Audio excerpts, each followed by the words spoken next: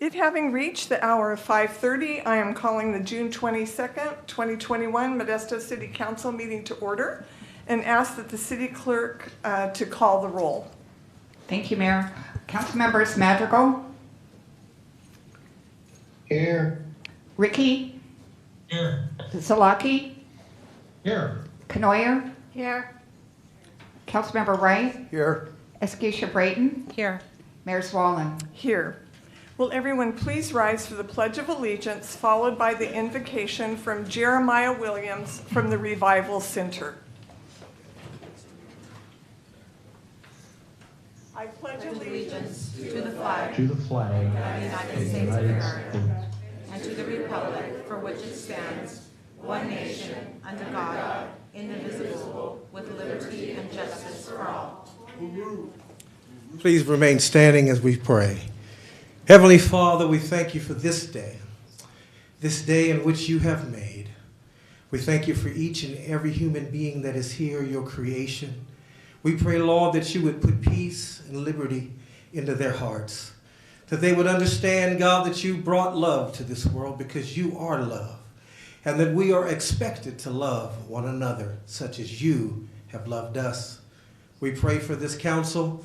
We pray for strength, integrity, and honesty. And not only that, Lord, but give them wisdom and instruction and give them the purpose and the power and the passion to do that is right, not only by you, but for this city. We pray for each and every department that is represented in this city, from the lowest to the highest. God, that your spirit be real in our midst. Help us to be who we need to be in you. In your name we pray, and let everybody say amen. Amen.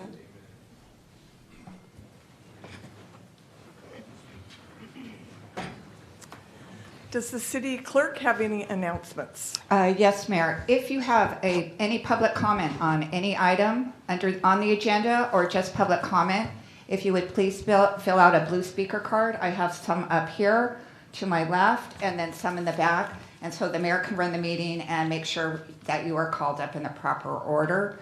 I would like to also remind you that public comment is 3 minutes.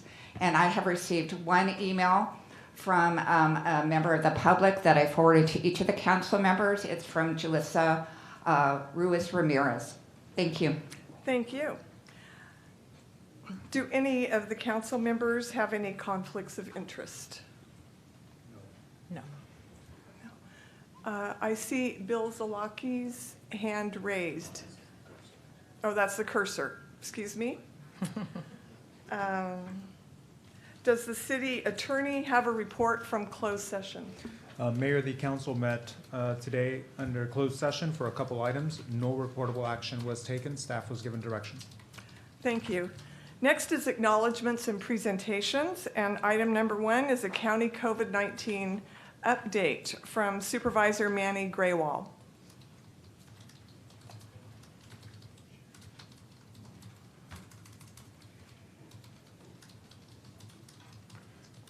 Good afternoon, Mayor, Council, City Manager Lopez, City Attorney, and staff. Thank you for the opportunity just to give an update on COVID-19 and things going on after last week's restrictions were eliminated on 6/15. And then there was some concern with Cal OSHA standards, with workplace to better align with CDC and CDPH guidance. And some of that's coming to a nice closure. We are starting to see test rates decline. They were a little stable for a couple days, but they have declined. Hospitalizations continue to decline slowly, and we're experiencing much fewer deaths each week, but still total deaths attributed to the pandemic here in Stanislaus County was 1,070. So it's still really important for vaccination efforts to continue. There's been about 428,000 doses given in Stanislaus County. So about 53.7% of our eligible population age 12 and over have at least received one dose, and fully vaccinated is about 40%. So it's still important. Sometimes Some feel once they have the initial dose, not coming back for the second dose. So please make sure that to be fully vaccinated, you would need to get the 2-dose series and to make sure you get that. Now you can go to a website that the state has where you could receive a QR code or a digital copy of your vaccine record, just to have it handy on your phone or printed if you feel the need to ever need to show it to someone or want it on hand. And it's a pretty easy website to remember. It's myvaccinerecord.cdph.ca.gov. Again, myvaccinerecord.cdph.ca.gov. And lastly, there's about 20 events in the county that are being taken place for vaccinations. So that's also on our public health website to see all the locations and the timing of those. So I would encourage everybody that hasn't been vaccinated or a family member or friend that hasn't to go to those sites.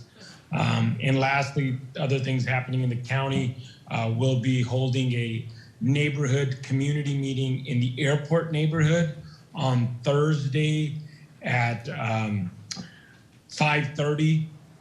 It's at the Casa Cultural Tradiciones on Santa Cruz.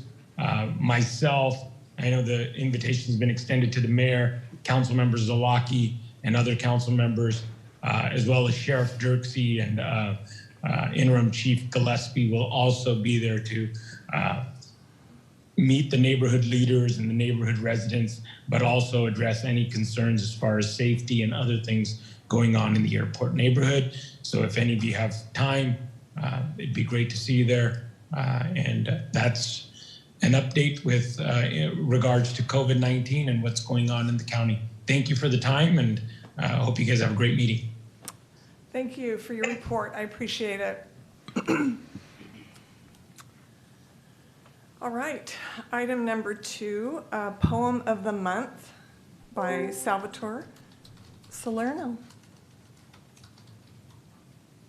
Welcome. Good evening, and thank you. This is the first time I've actually read something face-to-face and on screen for so long.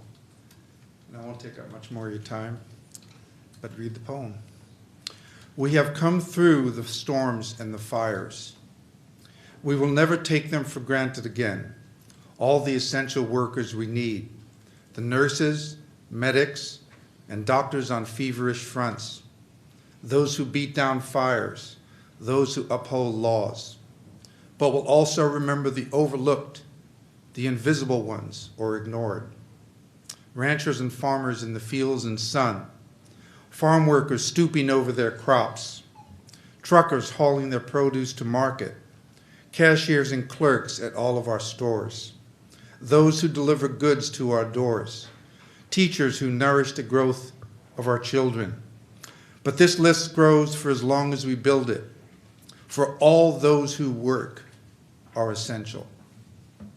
All their labor has dignity, valorous worth, as they save themselves and those they love while building back our battered town.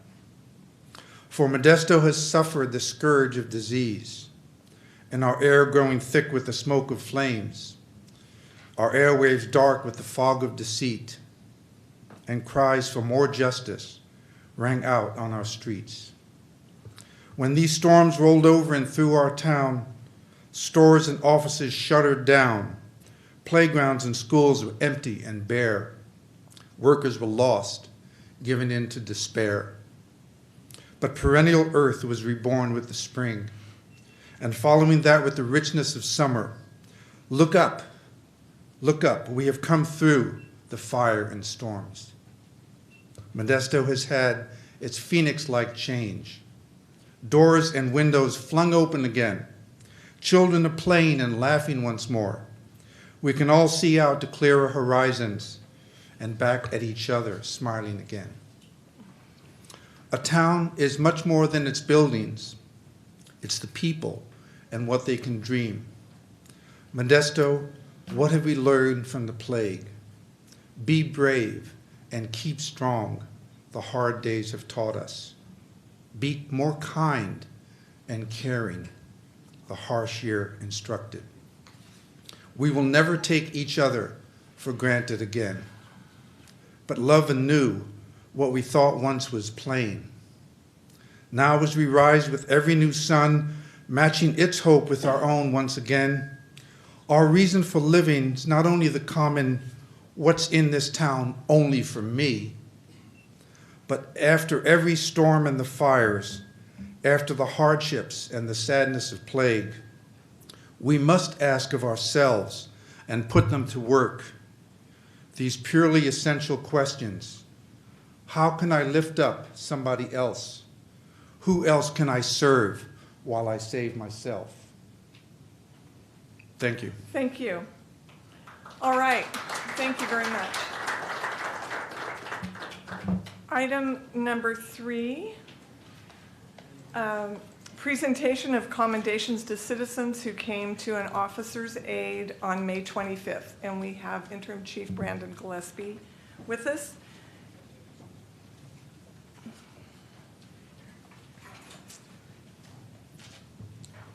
Good evening, Mayor, City Council. Good I'm evening. pleased to be here tonight to be able to recognize some outstanding citizens that we actually have with us tonight. So if I could get Ross, Robert, and Yahida, please come forward.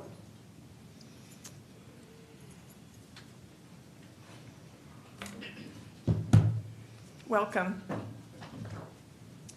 So this is Robert Perez, this is Ross Blair, and this is Yahida Tapia. And we'll be honoring them tonight. And so I wanted them to stand with me here tonight while I read this commendation for them. Officer Soria, who this is going to refer to, had a previous engagement tonight, so he wanted to be here, but he's not able to make it tonight. So on May 25th of this year, at approximately 3 p.m., one of our officers was dispatched to the Dollar General store in the 1500 block of Yosemite Boulevard.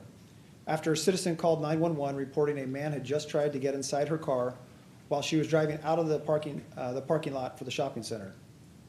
Fortunately, the caller observed the man staring at her as he walked up to her car and was able to lock her doors before he attempted to open the back door of her vehicle, and she was able to speed away.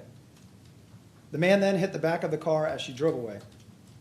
Officer Brandon Soria was dispatched to handle the call and ultimately located the suspect a short distance away. He observed the suspect leaning inside the car window of a different car. Officer Soria contacted the man and attempted to detain him, at which point the suspect pulled away and a struggle ensued. Officer Soria was able to take the subject to the ground.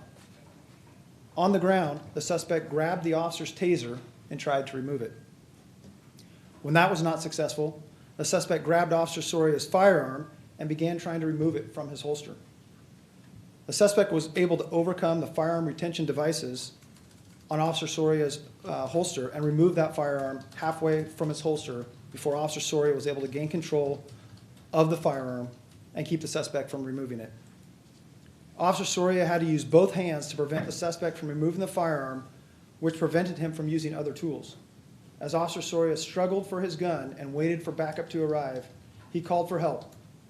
And these 3 citizens, Robert Perez, Ross Blair, Yahida Tapia, all heard his call and jumped into action. These 3 brave citizens inserted themselves into an extremely dangerous situation to help protect our officers and subdue a violently resisting suspect who was ultimately taken into custody and arrested. Had these 3 citizens not taken the decisive action they did, this incident could have ended tragically for our officer or the suspect. There was some recognition shortly after this incident, after it occurred, but I know both myself and the council wanted to bring you here tonight to formally recognize and extend our gratitude and appreciation for the action you took in keeping our officer and the citizen and the officer and our community safe. For your display of courage in the face of danger by acting to prevent the death or serious injury to the Modesto police officer who was acting in official capacity on May 25th, 2021, I hereby award you this certificate of appreciation from the Modesto Police Department. Thank you guys very, very much.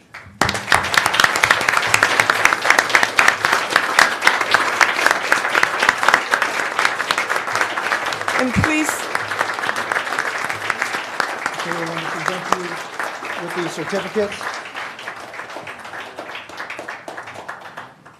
And I know that the, Please stay. I have a certificate for each one of you also, and I'm going to ask, I will read it and then bring them down to you, and everyone from the city council that's here with us this evening would like to come down and thank you personally and shake your hand. And it says, have each of your names on a separate one on this day of June 22nd, 2021, on behalf of the Modesto City Council. I commend you for assisting Modesto Police Officer Soria. Your quick actions in aiding the officer in holding a suspect until assistance arrived may have prevented a more serious situation.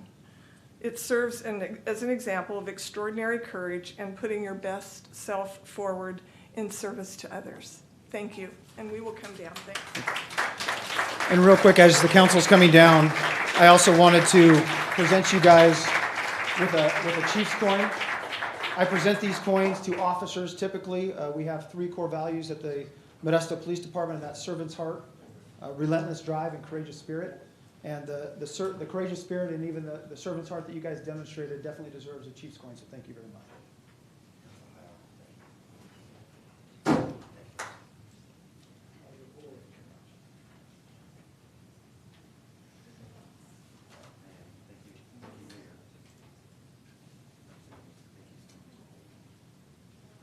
want you guys coming in.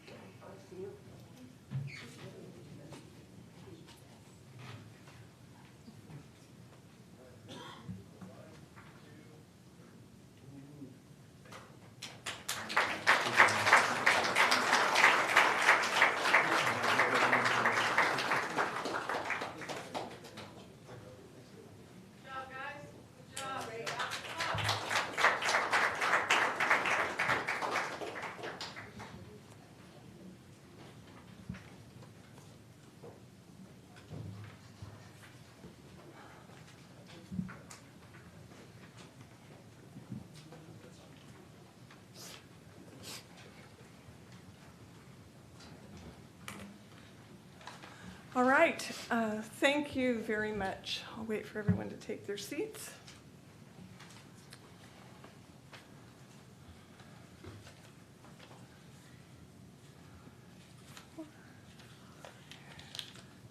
Seven. All right, we will begin our public comment period. And I have 7 cards and then several also online to speak. So everyone has 3 minutes. So I'll begin with Jose Garcia.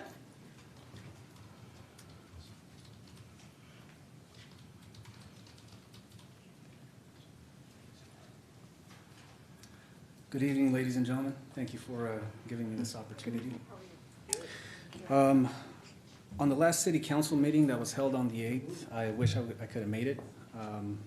But I'm here now, so I wish to voice my concern over a topic that I believe is very near and dear to the community. And that topic would be about the independent auditor and the accountability team directed toward our city and our county's law enforcement. One person who spoke in favor of this incident on the last meeting used the shooting of a teenager who was shot and killed by the Stanislaus County Sheriff's Department recently. What he had failed to mention was during his talking points that there were several other officers that had their body-worn cameras on. And even though that the person didn't acknowledge that, he still insisted that the shooting should never have happened. I'd like for people to understand then, when would the shooting have been justified then? That was the second time that the suspect was trying to ram their 4,000-pound vehicle to a police officer. There was a lady also who spoke in favor of this Accountability Act, who was the president of some club saying that the law enforcement in this community is not trusted. I don't know where she comes from or where she lives, but she doesn't speak for the community. She definitely didn't come and check with me because the community that I come from, we all trust the law enforcement. I grew up in the worst part of Modesto, the west side of Modesto, right off of Paradise Road. And I can tell you one thing, that if it's one thing that that community loves seeing, especially at night, is a black and white police car, because nothing gives us more safety than understanding that. I bring that up because throughout time, these different agencies have instilled something similar, to where eventually it gets to the point where a police officer starts second-guessing their actions of what they're going to do, just because they start thinking about their own life, their own safety, their own families. And once you start having officers doing that, you start seeing less of them in certain neighborhoods, especially like the one I come from the west side of Modesto. Real quick, a 2018 Department of Justice report suggests that there's little empirical evidence to demonstrate the effectiveness of oversight agencies, and a national system is needed to evaluate its impact. And at times, some of these groups have exacerbated tensions among local officials, law enforcement, and activists, as cited in 2001 DOJ project. Basically, what I'm saying is you can save a lot of money by funding this type of program in other programs, such as neighborhood watch programs, which is something that I had when I was growing up. That built a sense of community and close contact with law enforcement. I feel like we can use that budget into something better in other ideas. So, thank you. Thank you. Next, I will go to an online comment with the initials GC.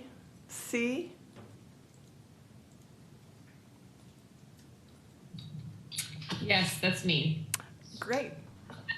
Hello, Welcome. my name is Sterling Cavalli, and as a member of the Modesto Progressive Democratic Club, I'd like to raise a statement regarding Civilian Oversight Review Board for law enforcement in Modesto.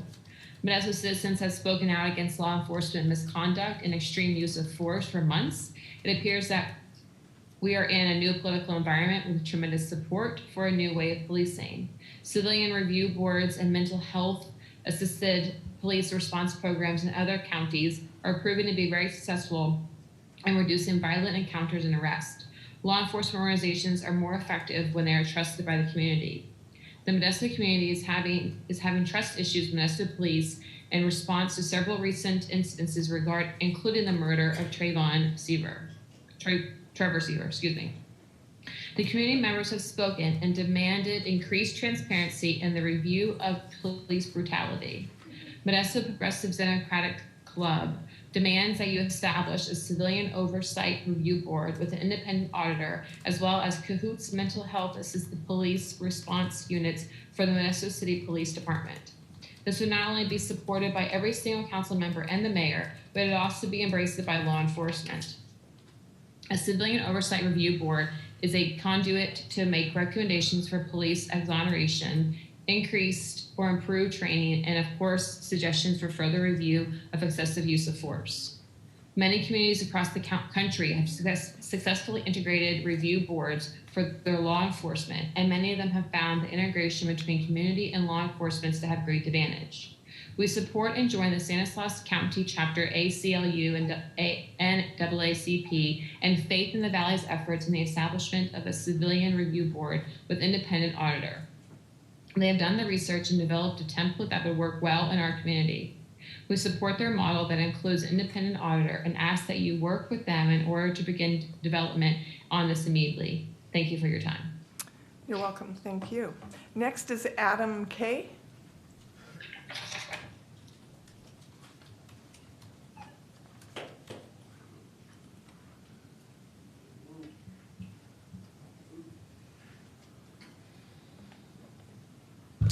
Hello. I come to address each and every one of you tonight with a simple message to stop breaking the Constitution. Each one of you have used your seat to go and push a political agenda that divides the community. And the left is created this atmosphere to promote hatred for police by pushing and making hyper these false claims that all police are bad and da da da da. Anyways, I want to let you know that the Constitution was built on the premise of equal rights and equal use of the law. And each one of you have used your seat to go and create a committee that is one-sided, comprised of only far left organizations. Now, we tried to put in our application to go and join in to this round table, and we've been denied. If you don't receive all forms of factions in the community, you're shutting a big portion, bigger than this side, okay? Bigger than the left, because conservatives stand for what's right, but a lot of times we don't voice our opinion. We just want to be left alone. But you guys keep on pushing your agenda. So here we are tonight to let you know you have two options. Incorporate the part of the public that represents the Constitution and Bill of Rights, or dismantle this oversight Antifa committee, okay? I've been in contact with constitutional lawyers that are monitoring the actions of this panel, and we will go forward with subpoena if you guys continue to go forward with these divisive measures. You cannot have one side representing the whole community. Thank you. Thank you.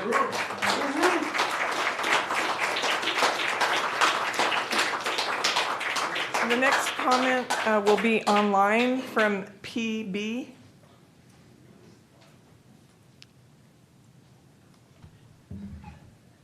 Good evening, Madam Mayor and City Council. Yes. Can everyone hear me? Yes. First, I would like to say it's shame to allow these Proud Boys in the City Council meeting, because you know what? These people are terrible. Don't you remember January 6th? They attacked our Capitol, the hallmark of our democracy. These white supremacists are here just to divide and conquer our community. And you know what? They talk about Bill of Rights and Constitution, all this nonsense, but they're bringing hate.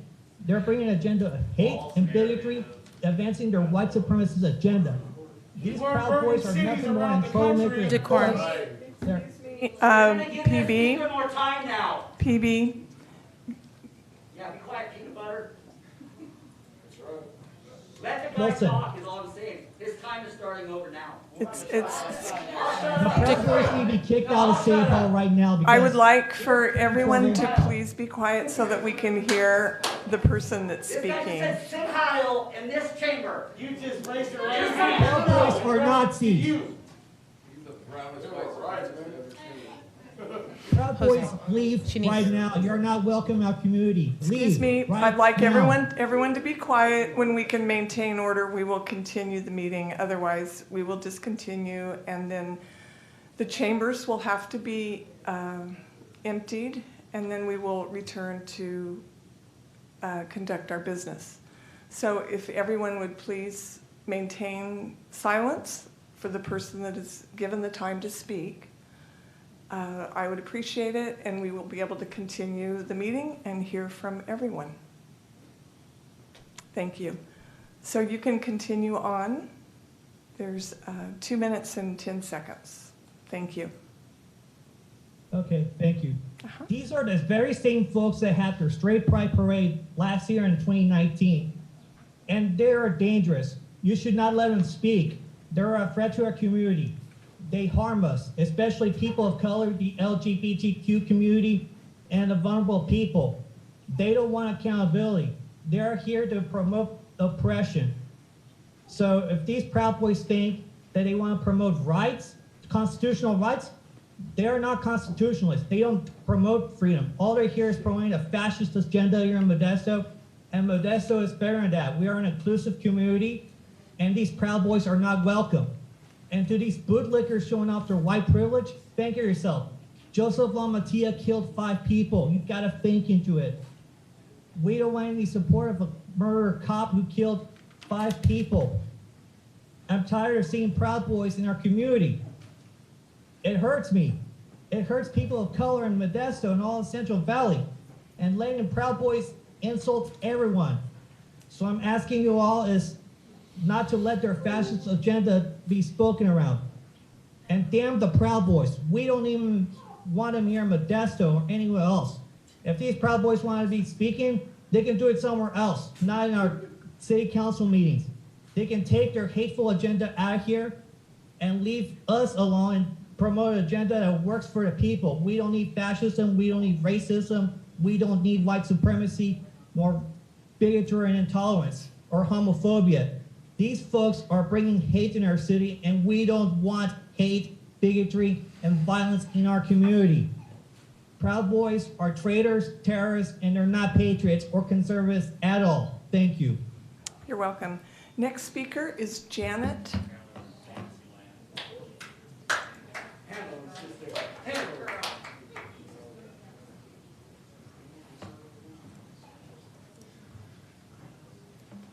Can you hear me? Yes. First and foremost, thank you for your time. Thank you for these 50 minutes that I have. I'm going to start by saying that I did not come to this country from Mexico, Michoacan to be exact, to have the police be told that they can't do and defend us. I didn't come to this country for the police to be eliminated. I came to this country because it's safe. I came to this country because there's a constitution. I'm not one side or the other, but I'm in the side of the Constitution.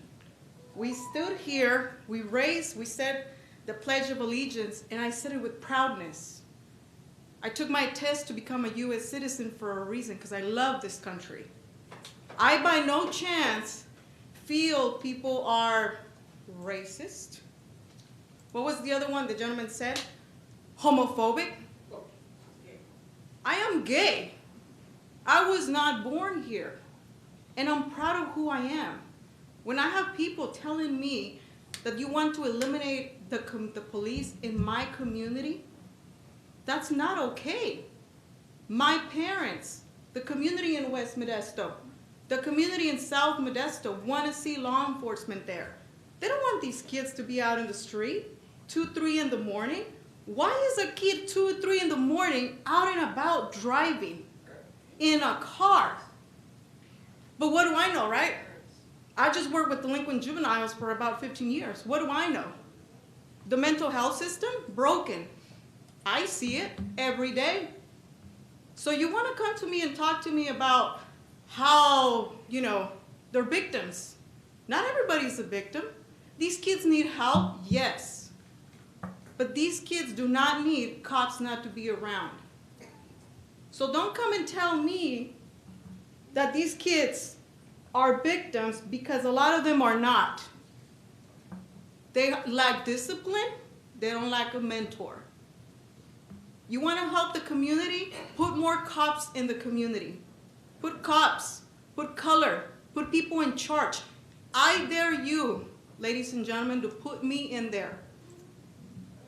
Let's do not one-sided, but middle-sided. I dare you to put somebody of color like me, bilingual, and let me hear your side. What can you do? What can we do to work together? But please do not eliminate the cops. And the last officer, that incident that happened with that minor, I would love to have a conversation with somebody.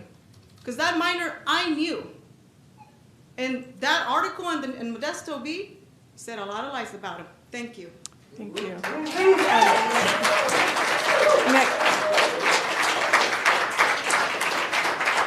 Our next speaker online will be MT.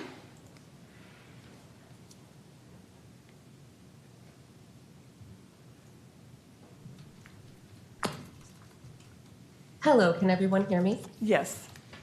Hi there. Good evening, City Council and members of the community and Mayor. I'm present this evening to vocalize how I'm absolutely appalled and dumbfounded that the charges against Mr. Joseph LaMantia have not been dropped yet. It's shocking that they were filed in the first place. Mr. LaMantia selflessly served and protected this community for many, many years. With that being said, so many police officers have had the misfortune to be in a dangerous situation, and they're duty-bound, trained, and compelled to make these split-second decisions. In this case, Trevor Seaver, who unabashedly terrorized his family and community that day and the days leading up to it, posed an absolute and imminent threat. From vocal and written threats wishing death upon others, most notably police officers. The report of him being armed and his intent to follow through with his threats assuredly would have resulted in loss of life that day if Mr. LaMantia did not make that subsequently tragic assertive action. Mr. LaMantia would have died for that family that day. Now, it's undoubtedly worth noting that the same family, the Seavers, that Mr. LaMantia was ready and willing to die for that fateful day, have went on an entire bullying spree for all of those people that support Mr. LaMantia. They've defamed him, slandered and threatened others, telling people to kill themselves, and other disgusting, vitriolic hate speech. The vituperative campaign to assassinate the character of this outstanding human being is shamefully repulsive, and people should know better than that. That behavior from the family speaks volumes as to the insatiable need for them to control this false narrative and revisionist history of the series of events that led to the death of Trevor Seaver. Accountability here lies with Trevor Seaver, and the family here is doing their very best to mask that with destroying the life of a man who was ready to die for them. Mr. LaMantia has lost the job he's loved so very much. For years, he woke up every day ready to serve and protect this community. This includes the Seaver family, the same family that called 911 that day because they were in fear for their lives. There's a strong foundation in this community that demand these cancel culture-esque and politically motivated charges against Mr. LaMantia to be dropped entirely. It's outrageous. The district attorney office must drop these charges. That's all I have to say. Thank you, City Council, for the opportunity to be heard. Thank you.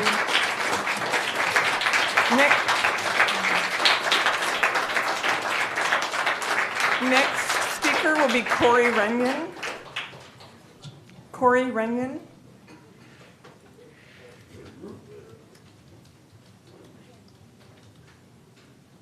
Thank you, ladies and gentlemen, for having me. You call us racist, we scratch our heads. You call them black, Hispanic, and people of color, we call them our brothers. You parade minorities as pet mouthpieces, we embrace them as family. You call it hate speech, we protect your right to defame us. You call us nationalist, we say charity starts at home. You claim to support human rights, we have watched you destroy the family, we watched as you burn down cities.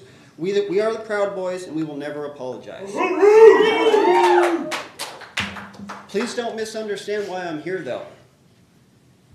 I'm not here for any other reason but to tell you good folks that you're violating your oath to office. America isn't ran by just its government. The government is ran by the people. Please, for the love of this great land, reconsider your unconstitutional prosecution of this man. With everything that has happened, let's not forget the Constitution. Let's embrace it. Let us together embrace the Constitution. Please make the only responsible choice, the only constitutional choice, would be to drop all charges against Joe. For it is officers like him that protect us. That's my idea of an essential worker.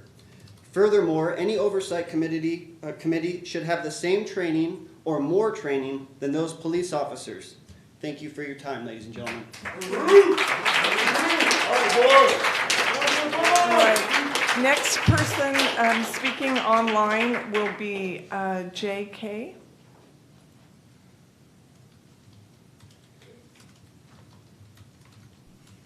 Hi, I'm sorry. I wasn't sure you were calling me. My screen name is not JK, it is JO Killer Cops. And that is one of the reasons why I am here today to speak to you and counter what the other story is telling you.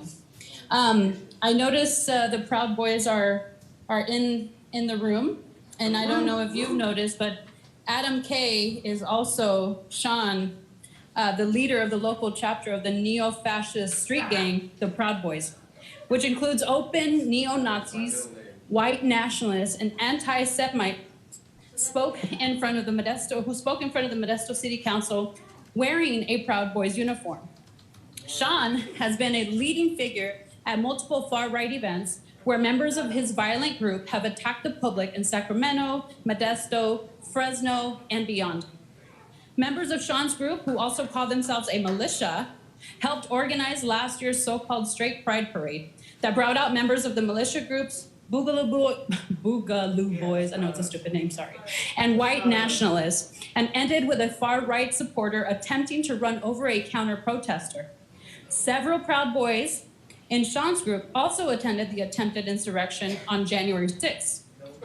So Sean can talk all he wants about the horrors of everyday people, have transparency and control over an institution that they pay for as an attack on the Bill of Rights, or label members of the council as socialists and threaten to bring his gang of fascists down to intimidate people. But we know what Sean is, and we know the violence that his group engages in and has a clear goal: to get everyday working class people to shut up and stop organizing for change. The fact that he can stand here and claim to have direct contact and support from local law enforcement should trouble everyone.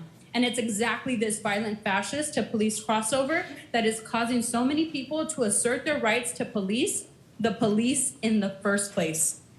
So with that said, I here am also in support of Civilian Review Board. Please don't be intimidated by these fascists, okay? There are neo-Nazis in the room with you.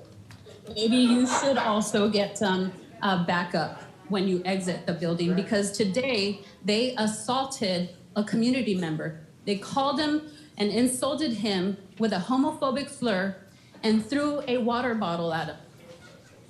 Okay, will the police take this seriously? I don't know. A claim has already been made by me personally and by other people. You need to take this activity serious in our community. Civilian oversight does not mean that we're trying to get rid of the police. I'm sorry for those who are misunderstanding what a civilian review board is. It's not to get rid of them, it's to hold them accountable. And all killer cops must be held accountable. Joseph Lamantia is a killer cop. He's already been. He needs to go to jail, and he needs to stay there. Excuse me. Thank you very much. Thank you. You're welcome. Next person is Jay Marie.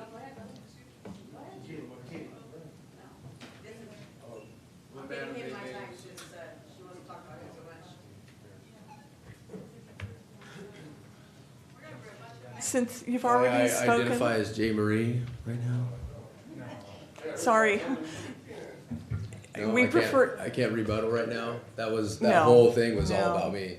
No. No, so I can't comment on how No. BLM and Antifa have been burning down cities all of 2020, and we go out there and stand in front of businesses while they come up and fill our neighborhoods with piles of rock. Okay, And we'll go out there and we'll work take with a the break. Community to go and get that stuff out of there. Tell your friend to get off the mic. Why don't you shut up for once? Because I have a lot to say and I'm a hothead.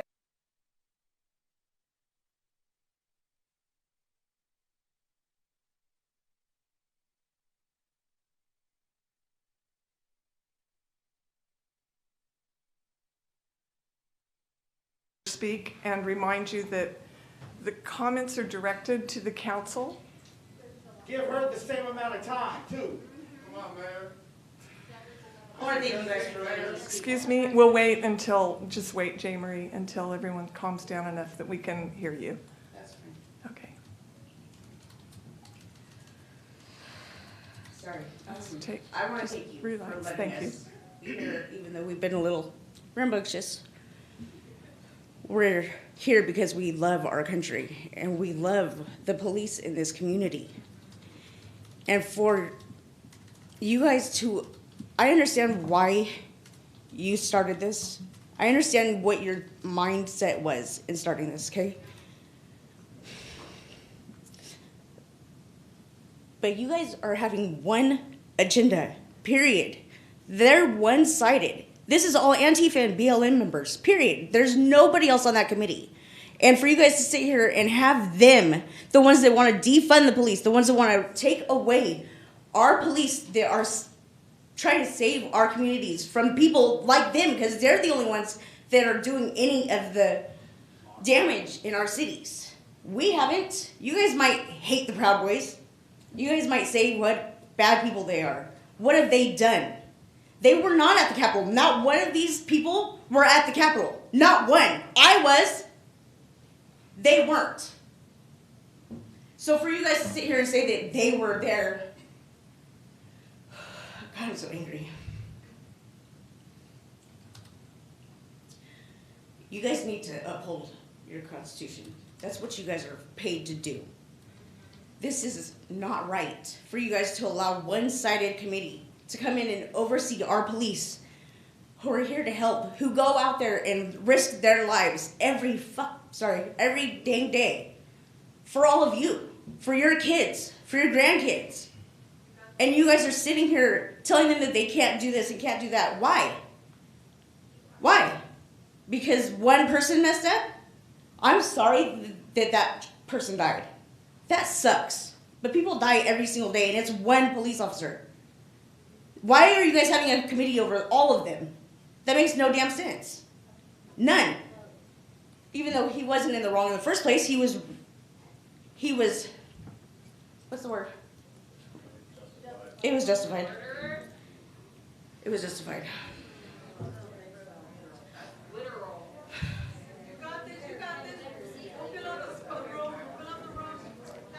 For you guys to sit here and take away all of our rights, and that's what you guys are doing. You guys are taking away our rights. You guys are taking away our children's freedom. We might have a little bit of freedom left right now, but by the time that you guys are done, I'm sure we won't. And I know you guys are saying that you guys aren't trying to defund the police, but where do you guys think that this is leading? Where do you guys think this is leading? Because it's not leading anywhere but there. Have you guys even looked up Forward Together outside of what you guys are doing? Do you guys know what Forward Together organization is? Have you guys looked it up? I'm curious. Have you? You're not going to answer? No, this is a public. I understand that, but it's one question. All right, I'm trying to respond. Okay, I'll let you. Sorry. We use public comment period time for the council to be able to listen to you, to the public. So now I'm that's asking what you a we're question though, because we are here as taxpaying Right, but we are not members. allowed to comment. You're not We allowed. to- Okay, so can you Because write this me item- something later? Can you email me? Maybe Sure, an answer? absolutely. And That we would be can great. take your email address if, Edgar. And can I ask just how come this is just one-sided? I mean, because last time we were here, it was told that it wasn't, right?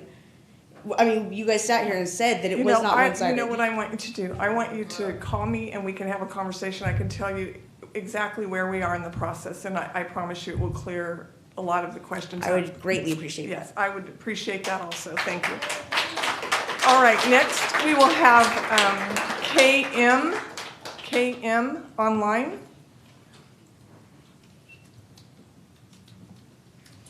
Yes. Hello, Mayor and Council. And I'm here once again to talk about the jaywalking problem in Modesto, especially at night. It is pervasive. It is dangerous. It is dangerous not only for the jaywalker, but for the motorist. There also is another problem now that's occurring whereby jaywalkers and bicyclists will be in the middle of the street. You'll honk at them. And when you honk at them, they do a 180 and they buzz right toward you, forcing you to slam on your brakes. And then once you've stopped, then they approach you and try to break into your car and do violence against you. something has to be done about this. And so I did some research and I found 4 sources of grants that you could apply for. 4 sources of grants that you can apply for additional police officers. And I'm suggesting that these police officers focus only on jaywalking. They be jaywalking cops. They could be on bikes and they could be on foot. But the 4 sources are the 2021-22 Policies and Law Enforcement Grant for $2 million. That's the first one. The second one is a DOJ grant, Department of Justice. The third one is Bureau of Justice Assistance grants. And the fourth one is USA grant applications. Those are 4 sources of grants that you can apply for federal grants to get money to hire officers to focus on the jaywalking problem in this town. And then the other thing I wanted to suggest is the city manager indicated to me a few months ago that the city is focusing on the Briggsmore overpass, and I do appreciate that very much. I saw that they were doing some work on it. I thought that they were painting the stripes again, but they weren't. And I want to say that the stripes have deteriorated probably 50% more than they were when I first brought this issue up. The left turn lane onto the freeway, you cannot see at all now. It is completely gone. That is the left turn arrow that is going to Modesto, to 99 northbound from Carpenter Road. So you're going up off Carpenter Road, you're going up to the top of the overpass, and you're going to turn left to go north. That left turn arrow cannot be seen at night at all. So, we've got serious problems here with this. Another street that has the same problem is Dale Road between Kaiser Hospital and the Redwood Cafe. That area in there, those lines cannot be seen at all at night. Would somebody please address this issue? I want to thank Mayor and Council very much Thank for you. your time. All right. Next speaker is Darlene Ruiz.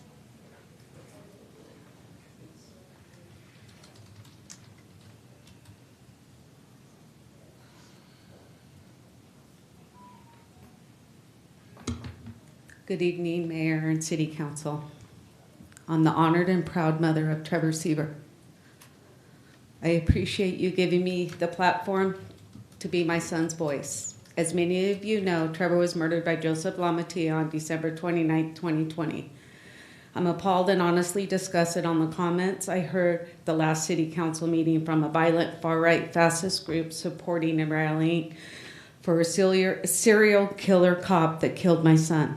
This group also stated that implementing a civilian review board is evidence of a communist agenda and implementing our local government. I commend our mayor and our city council on implementing Forward Together Committee to help our city address issues to come together as a community to make our city better.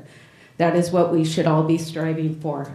A civilian review board is to help our community and bring transparency to our police department. It is beyond horrific and devastating to our family to have lost Trevor in the way we have. But through our grieving, we have continued to be at every city council meeting every week to try and make things better in our community, to honor Trevor's name and make sure Trevor's legacy can make a positive change that are needed in our community. It is sad when there are groups in our community wanting to constantly divide the citizens and our government agencies instead of working together. One way I believe we can make things better is through an independent police auditor. We cannot fix what is broken until we acknowledge what needs to be fixed. We cannot have police policing themselves and expect anything will ever change. There were 145 civilian complaints on police misconduct from 2016 to 19. Only 5 ruled in favor of a civilian. 10 people were killed by Modesto police from 2013, 1 being my son. There are approximately 240 sworn police officers in Modesto. Out of those 240 officers, only just one officer has killed 5. of the 10 killings we've had. Half of all the officers. Just one officer has killed 5 of the 10 we have had. Half of all the officers, only just one officer. The people that lost their lives from the hands of police officers was by one officer, Joseph LaMattia. How was this officer able to continue his killing spree and take my son's life? How, as a community, are we not looking closer to accountability for police officers that clearly should have been stopped long ago, and my son's life would have been spared? An independent police auditor can help identify officers that are clearly coloring outside the lines before they become serial killers. Thank you. Thank you.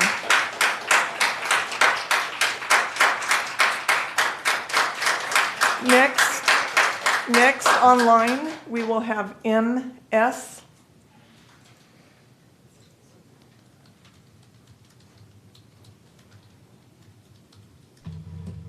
Hello. Hi there.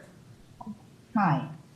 Well, I want people to know that I'm Trevor's aunt. And what I'm hearing from some people there is making me sick. You need to look inside yourself and see what the truth is. You can't just look at what you think it is. Somebody up there was talking about equal rights and equal use of the law. Well, that does not give a person who has a badge and a gun the right to murder someone. He's there to protect the citizens, not to murder them, and not to murder 5 people, especially unarmed people. Also, please remember that the 10 Commandments does say, thou shalt not kill. Then there was another person with the initials MT.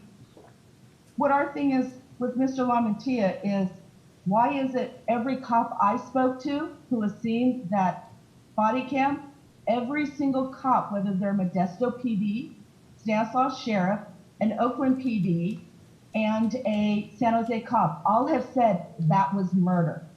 Mr. LaMantia was out there to murder Trevor. The reason was, one, within 7 seconds of getting out of his car with his gun, cocked, ready to shoot in his right hand, never identified himself. Within 7 seconds, he shot. He never asked Trevor to identify himself. MT also made a comment about the parents calling. The parents called for help. They did not say, oh, please send Officer LaMantia to murder my son. They said, my son is having a mental health breakdown. Please come help him. Again, the family never said he had a gun. That was the 911 operator's mistake. She's the one who said he had a gun. The family members never did. They relayed he bought a gun. Now, if Trevor truly was there to hurt his family, why did he tell them to leave? He didn't say, hey, stay, let me come shoot you, or let me come, beat you up. He said leave, and he never had a gun. The bad thing is with all you negative people there, you are going off by what MPD wanted you to know, which I'm still upset with Gillespie not putting out the truth. They put out a narrative of negativity, which is what police officers do because they want their officers to look good. So what you are hearing is only seconds of a 911 call that probably lasted maybe a minute or 2. So since Gillespie refuses to release everything whole and to actually show where the family didn't ask for what you think they asked for, it is completely wrong. Also, I want to know, how is it justified, again, for him to shoot Trevor within 7 seconds? No, he should not be charged with voluntary manslaughter. He should be charged with murder. He should also be charged with withholding medical help to Trevor because of them not letting anybody give him assistance. I look for the day when I can give my impact statement at Joseph LaMantia's sentencing hearing, and I would have a smile the whole time. Thank you. Thank you. The next person is Steve.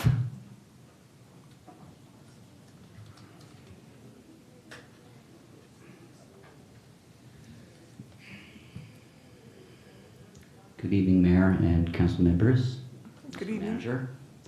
I want to bring this all back to what really matters right now, but before I do want to acknowledge that emotions are natural and emotions are good, and I would be a hypocrite to come up here and judge people for being passionate. I think that by now, most of you are sick of me and hate me for calling you out on your hypocrisy and are probably tired of it. But yeah, I'm a passionate guy, right? But let's remember what we're here for, okay? Ideas win the day, okay? This is about fixing the problems in our community, and you guys are on the right track.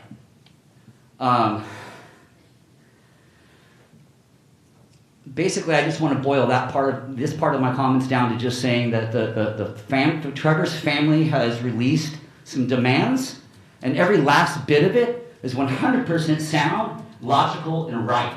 And I personally stand behind it 100%, and any of you who do not deserve to sit in that seat where you are right now. Okay? Also, I was assaulted and harassed on 2 occasions today on my way to this meeting where I have every right to be.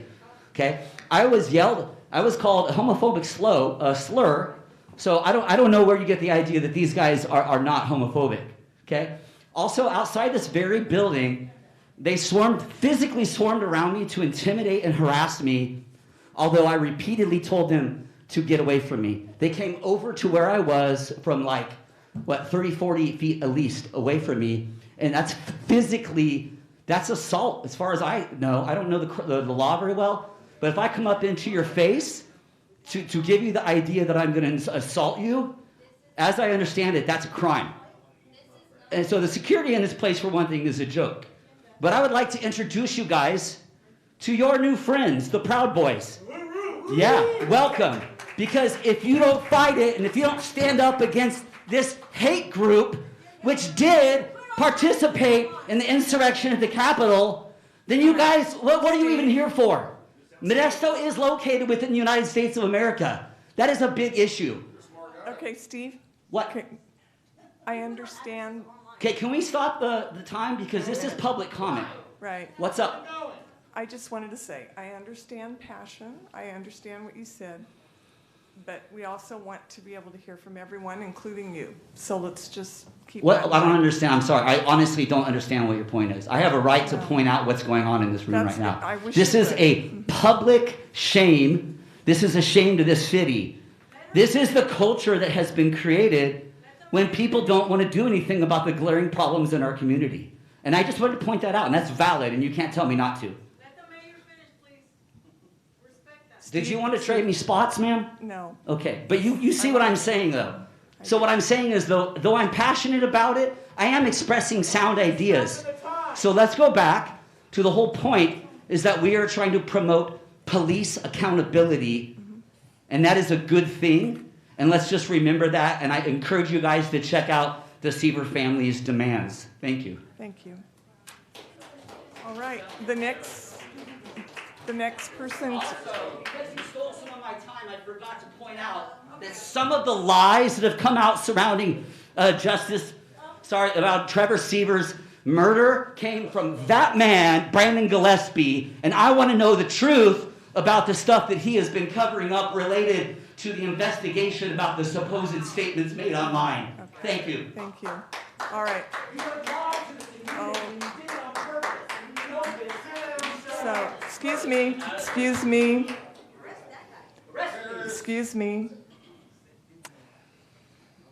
Thank you. The next speaker will be online, AS.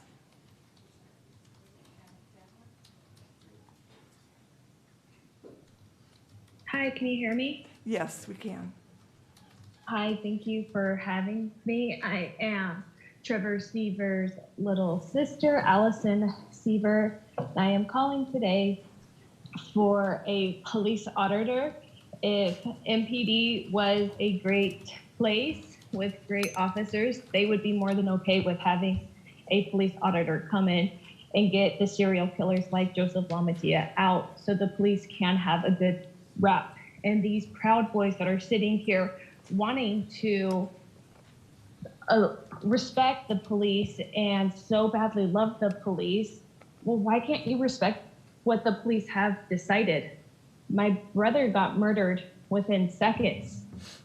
My mom and I get told every single day that we deserve to be where Trevor is, that justice was served with what happened to my brother, that I should be charged with murder. I have my daughter asking me, why did the police have to do that to Uncle Trev? Why is Uncle Trev in heaven? It breaks my heart that the Modesto Police Department allowed a serial killer to go for this long. What the community needs is accountability, and that will start with rebuilding our trust. Just own up, say you messed up, say that what you put out about my brother was not true, say that the 911 operator was not true. My brother did not harass us for days before. Instead, he was tortured in jail. And then he came out. If he wanted to hurt us, he wouldn't have told us to leave. If he wanted to hurt us, why didn't he hurt us the night he came home instead of us having Christmas dinner, hugging, laughing, being a family? If Trevor was so terrible, why was he a referee for 10 years, getting an award for Referee of the Year? You guys have a false narrative because of the Modesto Police Department, and this is where they need to step up and take the accountability to rebuild this trust with the community. We need a police auditor. Thank you for your time. You're welcome. Next speaker, Josh Fulfer.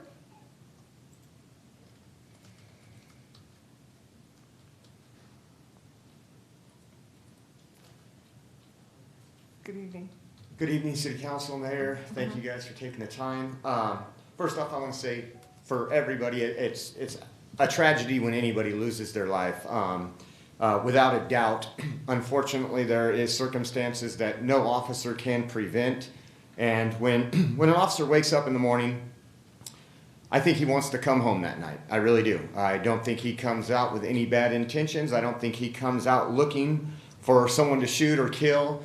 And unfortunately, there is a mental health crisis that cannot be solved by law enforcement. Law enforcement are not counselors. Law enforcement is not trained in that particular way. I personally there was a mentally ill man out front yelling at everybody. And there's nothing that anybody could do unless that gentleman tends to get help.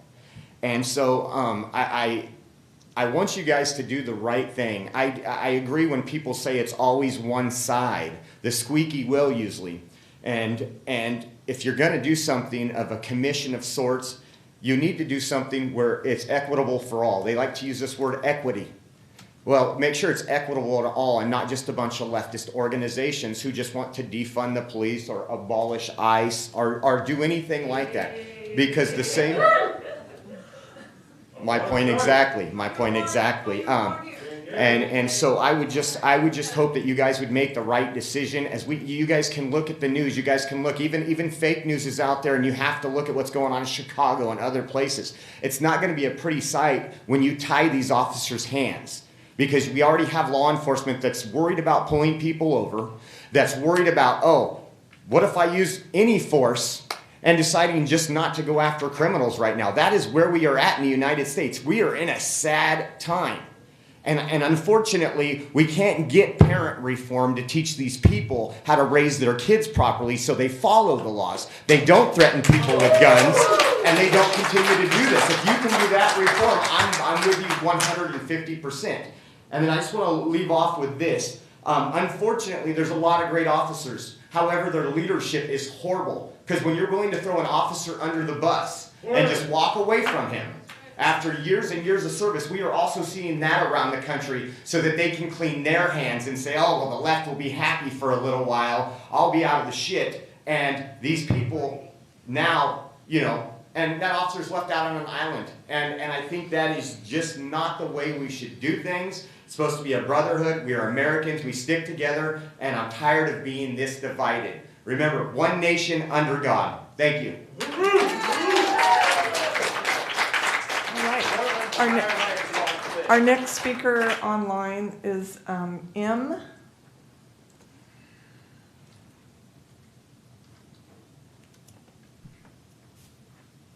Hello. Hi. I'll look over that. Wow. I think it's real funny how y'all let terrorists in the room.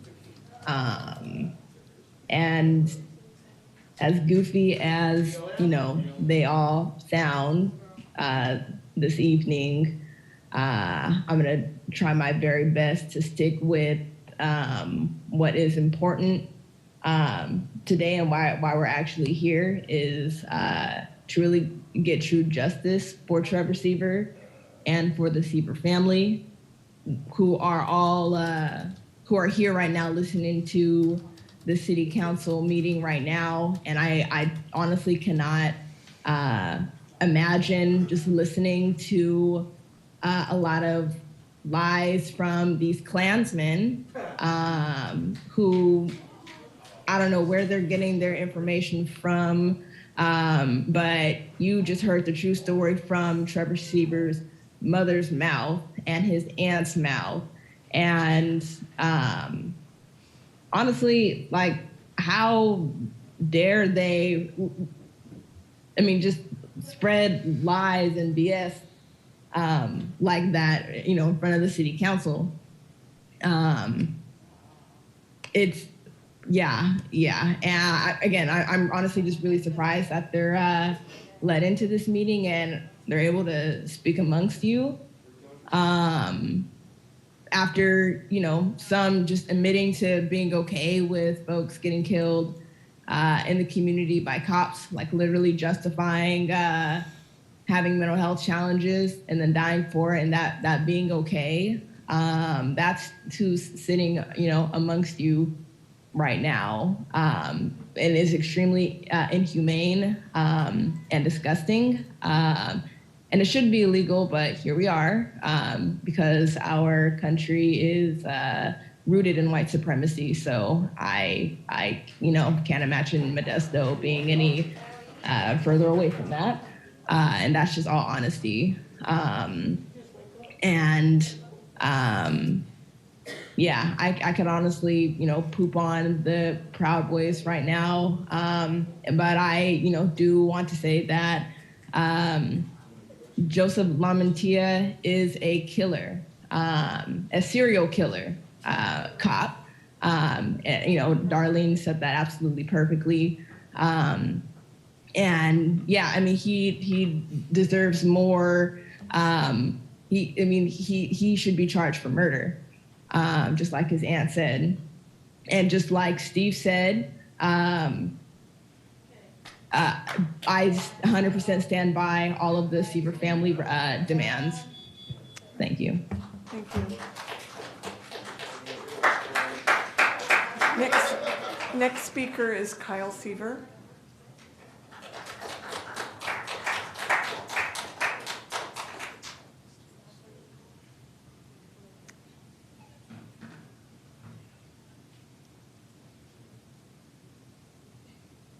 So, first off, I want to say, Xander Mann was a 16-year-old that was unarmed, murdered by Stanislaus County Sheriffs. They have released one body cam video regarding this incident. Of course, the body cam video that they released does not show the shooting, does not show why the shooting occurred. Similar to my brother's case, they're controlling the narrative to try to justify their unjustifiable actions. Intern Chief of Police, Brandon Gillespie, we're asking that you step down. We're demanding that you step down for the lies that you spread, the slander that you spread on my brother after y'all murdered him. Yes, y'all. I'm also demanding that District Attorney Bridget Flanagan to step down. Bridget Flanagan hid evidence that a breaching round was used on Kim Jackson when she was murdered by Joseph Lamantia, Alex Bettis, and Michael Callahan. Alex Bettis is now employed for Bridget Flanagan. Bridget let Alex Bettis murder 3 people alongside Joseph Lamantia, and he now works as an investigator for the district attorney. It's a conflict of interest that Alex Bettis is investigating people he used to murder with.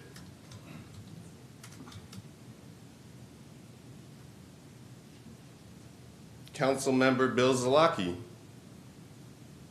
we're demanding that you also step down. The comments that we all know that you made showed that you are not ready for that position that you're in. I'm also wondering why I haven't got an answer on a mural for Trevor Seaver. I've been asking y'all for 2 months. I haven't got any type of response. So I would like to hear something today, also regarding the statue, and also regarding December 29th being Trevor Seaver Day. Can you stop the timer if they're going to be speaking while I'm... 30 seconds. Trevor, we're listening. Sue, my name is Kyle. Trevor was murdered I'm so sorry. by Joseph Lamatia. Could I'm you sorry. please put my time back? Okay, I'm not sure that we can do that, but I'll allow No, you if you want. then I'll just keep speaking. Yeah. No, I will. Y'all are Kyle, still speaking. How am I supposed Kyle, to speak if y'all are speaking? Let me speak. Kyle. I'm just I will. asking to, No, if I will. can speak. I will, yes. Y'all control the city. They don't control the city. Right, I'm gonna listen They to aren't you. even welcome in our city.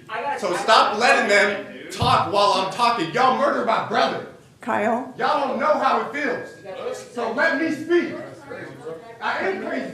Y'all murdered my brother. Address the council. Okay, yeah, Kyle. Okey-dokey, thank you. Kyle, just listen to me. I was not talking to you like this. Oh, boy. Okay, what? We will take Kyle. I was not talking to you that way.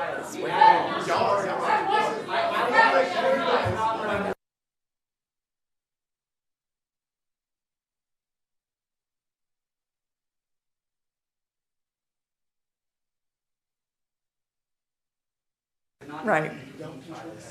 Kyle, I am listening to you. Can I have my time back in Yes. 30 seconds? That's all. Yes, absolutely. Thank you. Yes.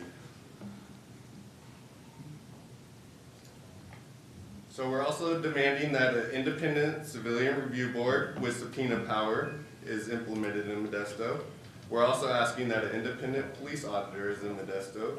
We're asking that an alternative mental health crisis with unarmed mental health experts responding, not armed police officers. We're also asking that officers are to be drug and alcohol tested after firing a weapon or when they're in a physical altercation to ensure that the officer is not under the influence. I'm listening to you. I know, but when I speak, there's people speaking. You guys, So it's distracting. So Kyle, just talk you to guys us. control the city. You guys are elected officials. I'm just asking that you guys take control of your city. We elected you. Just let me speak. My 3 minutes, like everybody else gets to speak. All right, go ahead. Thank you. Okay, go ahead. You guys all heard that, right? So you do need the police. So you do need. So I Kyle, was talking to you guys, I was talking to that gentleman right there in the uniform. He's at the podium. Continue. Listen, be quiet. If people can't listen, I'm gonna kick anybody who talks on either side out of this council chamber. Do you understand? Please, decorum. The mayor's asked you several times. So make a stop the meeting, let the people at the podium speak, and be quiet. Thank you. Thank you, Brandon. all right, go ahead, Kyle. So I'm also asking why Modesto police officer Michael Busick failed 14 psych exams before he finally passed his evaluation. He then was able to become a Modesto police officer. I'm asking, what is the limit on failed psych exams? What is the timetable in between psych exams? If they fail a psych exam, could they take the exam again tomorrow, next week, next month? Okay. And Can what you, is Kyle? what is the limit on these psych exams? Can you wrap your comments up? Yeah, I am. Great. But people keep, is there a limit on these psych exams? Can you take 14 psych exams and be told that you're not mentally fit, and then when you finally pass the 15th, become an officer? And then could I please get a remark or a comment or something regarding the mural, the statue, and the Trevor Seaver Day that I've been asking for 2 months? All right. Since I mentioned before during public comment period, by law, we cannot make decisions on anything that's not on the agenda because the public needs to know. But do reach out. Please send me an email and we can have that discussion. Thank you. Okay, because, yeah, I've been Thanks. asking for 2 months now, Right. and I haven't got any type of response. So. Great, thank you. Justice for Trevor, justice for Xander Mann, justice for Alonzo. Thank you. All right, our next speaker will be online, R.S.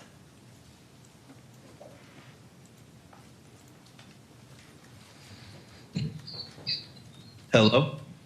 Yes, we can hear you. Hello, my name is Ruben Eliyahu Sanchez, and I'm calling in to give my respects and my support to the Siever family. I've been a very close friend with the Sievers for a very long time.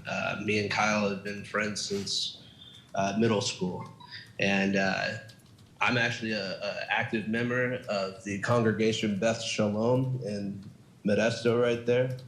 And as a young Jewish man, hearing the comments of these neo-Nazi supporting disgusting groups that call themselves the Proud Boys, I guess, I don't really know what you could be proud of.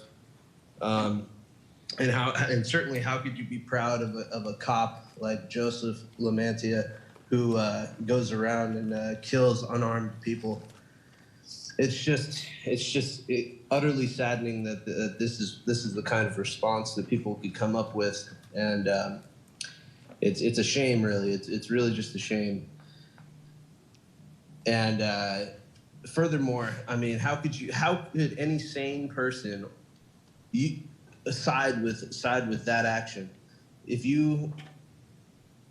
If anybody looks at that police body camera footage, any unbiased cop and any sane and general IQ person could tell that the former officer, was completely in the wrong, and his acts were completely unjustifiable. I mean, he literally came around the corner with his gun already ready to fire. No, I mean, hardly any warning. You can't tell me that there was a substantial warning there before he fired. Therefore, I stand in utmost support with the Siever family. And just so you know, Trevor Siever could have been any one of our sons, brothers, best friends, work colleagues. Could have been related to any one of us that way. It didn't matter to Joseph Lamantia. It didn't matter. He was too quick for any judgment. And that's why we're all here today, and that's why we're demanding some judgment from you people, from the people that run our city, the people that are supposed to uphold the law, uphold the justice system for what it's meant to be held for, and that's for citizens to feel safe and secure by those that are running their city. It's as simple as that. And thank you for my time, and I support the Sievers, and I hope that everything is being done for justice and to do what's right in this situation. It's an incredibly tragic situation. Thank you. Next speaker. Thank you for your time. You're welcome. Next speaker is Christian.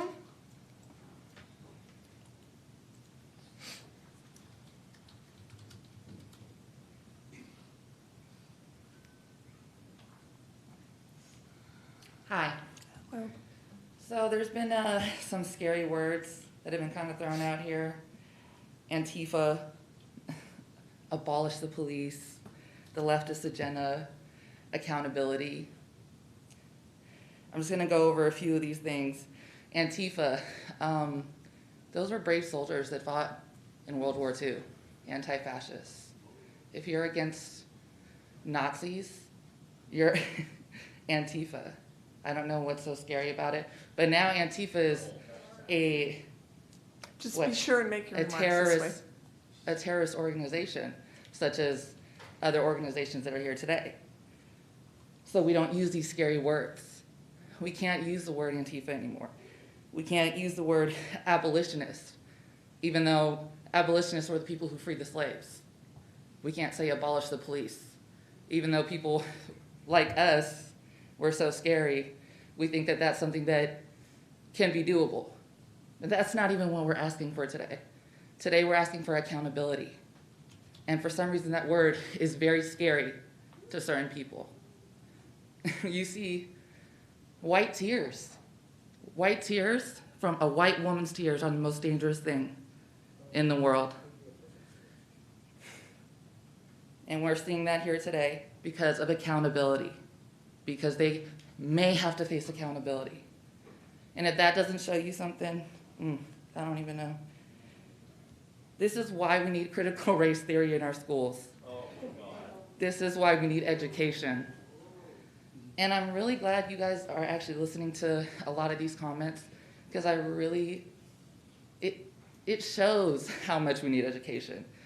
It shows what's out there. They're not hiding anymore. This is not like, oh, we're so progressive out here in the Bay Area in California. No, they're all out showing you, waving their flags, showing you exactly who they are. My family comes from Nicaragua, a country that the United States loved to go in there and take over, if you know the history of it. So I know the history of countries who we came to find a better place. Except that the United States was the one that went in there and messed it all up.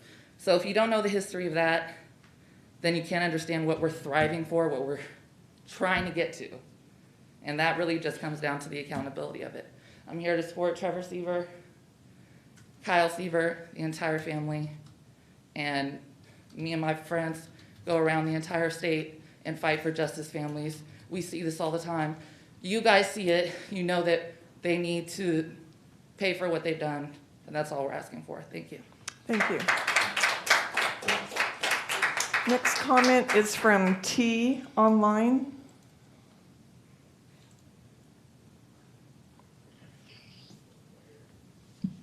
Hi, can you hear me? Yes. My name's Trina. I kind of knew what I wanted to say when I came on, but listening to everything, I'm kind of disgusted. You've got a group of people who are supposed to be adults to let other people speak, and they're not. I am calling in because I do back the Seavers families and their demands. LaMontia should not have been on the force, and I'm actually disgusted in the fact that he's only being charged with manslaughter. It should be first-degree murder.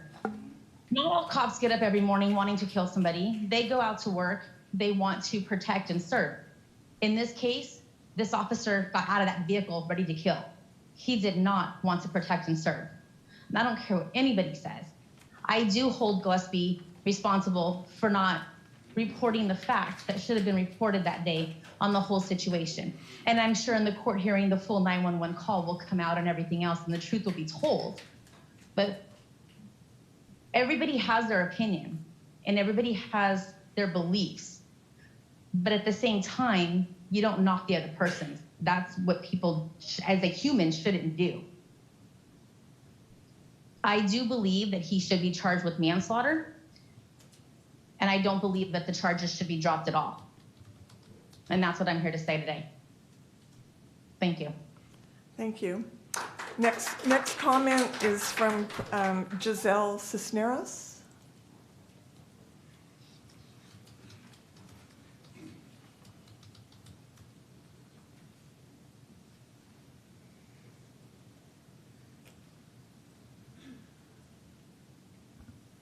Hello, good evening, City Council. I would like to speak to you, and hopefully you can hear my words instead of whatever's going on behind me. It's a circus, obviously. But there's a message that you can hear from both sides. They're asking for similar things, right? You can pick apart bits and pieces of each message. We want a better community. We want to feel safe. We want there to be accountability for people who mess up, and we want there to be options for them afterwards. But we have to start from where this country started from, right? and where police started from. Policing needs to have accountability measures because the police cannot just police themselves. That's the whole point of police being born, is to hold people accountable. Redistribution is basically what we want. We want police to not have to wear every single hat. They are not mental health counselors. They are not social workers. They are not the solution to every single societal problem.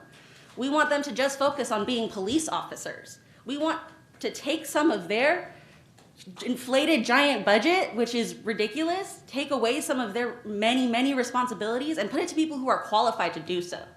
So yes, unfortunately, we have all run into the point of defund the police. Okay, keep your And comments to us. You're speaking to us. I'm talking. We have all been telling you, I'm trying to tell you what we are all telling you, we want the police to be defunded so that they can do their job properly and that people get the services that they need. I am here in support with the Seaver family. They have demands. I'm sure you have heard them. Listen to them. They're the ones hurting. They're the ones looking to their city to help them. They have suffered a loss that is incomprehensible. Trevor is no longer with us, and they have had to suffer birthdays, Christmases without him. I was out there with their family when it was his birthday, and we stayed there all night, sitting on the bench where he died. He was sitting on the bench in front of a church because he had a mental health crisis, and he needed someone to talk to him. He did not need to be murdered. And I hope that the mural gets made for him. He was a beautiful soul, and I hope that this terrible thing propels us into something beautiful and can make the city of Modesto a better place. And that is what I'm doing all over the state. Like you said, I know a lot about this, so if any of you would like to contact me, I'd really appreciate it. Justice for Trevor Seaver, justice for all the families, and jail killer cops. Thank you. Thank you. All right, next speaker online is MK.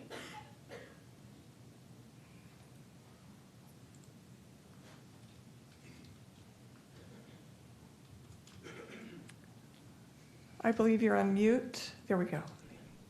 Hi. Hi there.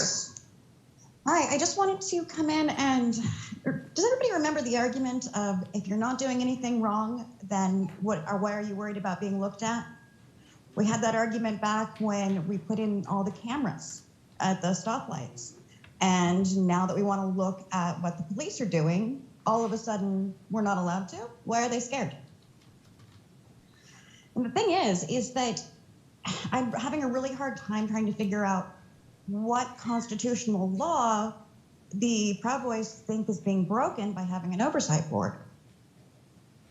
There's no constitutional law that says that the police are above the law. The police need to be held accountable for what they do just as much as anybody else. And the fact of the matter is that the Constitution does say that everyone is innocent until proven guilty. And they are guaranteed by the Constitution to have a trial. And when somebody dies before they're arrested, when somebody dies before they're allowed to have a trial, that's obstruction of justice. We don't even know if the person that was killed had done anything wrong because they're shot before an investigation can be conducted. I don't know, I think it's really important that all of our government structures are monitored to make sure that money isn't being wasted, to make sure that corruption isn't occurring. And I want to offer my support for the Seaver family because this is crap. We need to be doing a better job at making sure that racism and bigotry are kept out of our communities. We like to pretend that Modesto's the good old town that was just all white people, but it's not. We live in a diverse community, and we need to be making sure that everybody is aware of that and that they're all willing to live here in peace and not just run out people that happen to be different colors. And I'm rambling, but that's pretty much all I have. Thank you for letting me speak. You're welcome. Next speaker is Ravante Robinson.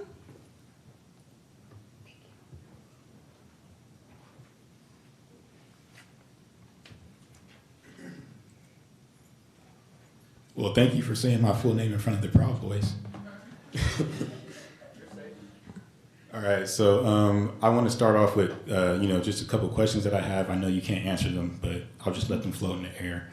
So my first question is, did Joseph LaMantia kill 5 people, or is that a false narrative? Is that fake news? Did the left make that up? Another question is, who fired Joseph LaMantia? Was it BLM? Was it Antifa? Who was it? So with those questions, I'm just wondering, when the people who come out to support you are the Proud Boys, how proud do you feel about the job that you're doing? How can y'all come out here? How can people come out here and support a serial killer?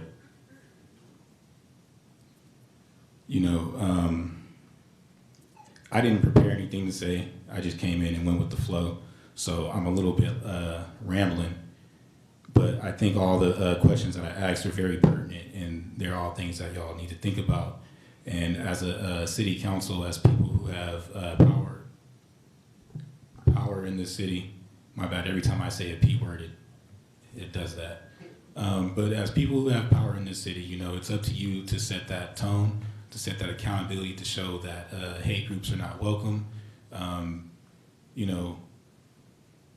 Last thing I want to say before I get off is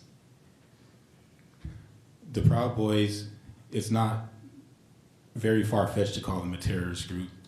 It's a bunch of men who go around and try to beat up people for their political beliefs.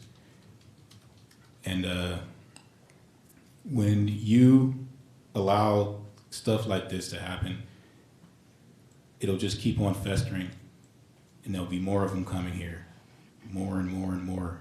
And then next thing you know, your streets are going to look like Portland or, all these other places where this stuff goes down. So, justice for Trevor Seaver and justice for Xander Mann, and justice for all the people that were killed by one cop. And that's all I gotta say. Thank you. You're welcome. Next person online, D.A.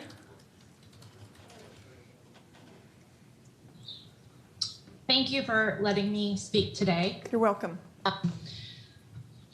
just want to say, so my husband is a retired police officer, and I had a cousin who was a police officer who was shot and killed in the line of duty. And my cousin, Trevor Seaver, was murdered by a police officer. Previous to this, I have always supported the police in the good work that they do. And I believe the Seaver family also supported the police in the good work that they do. And that's why they trusted the police. And they made that call that day for help. If they didn't trust the police, they would have never called for help.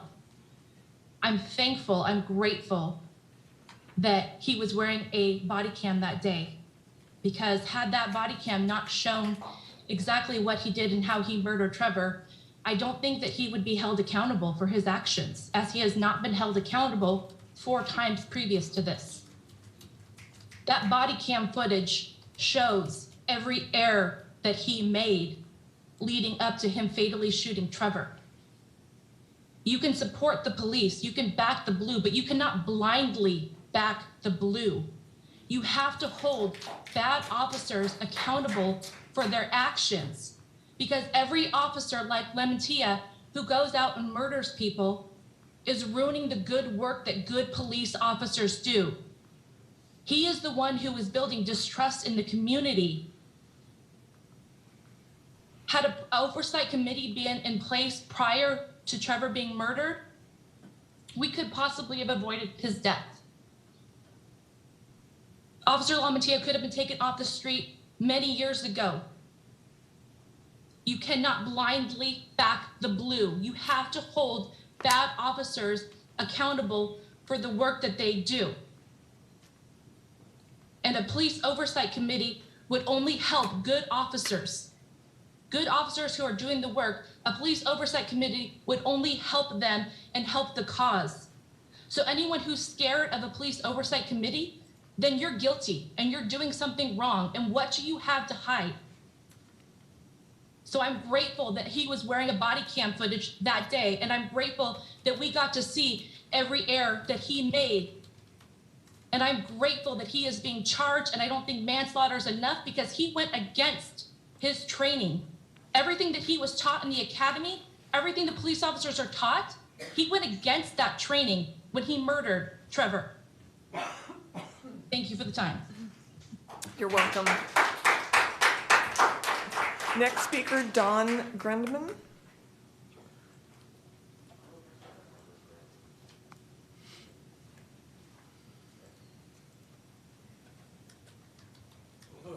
Excuse me, hello, thank you for the opportunity to speak to you.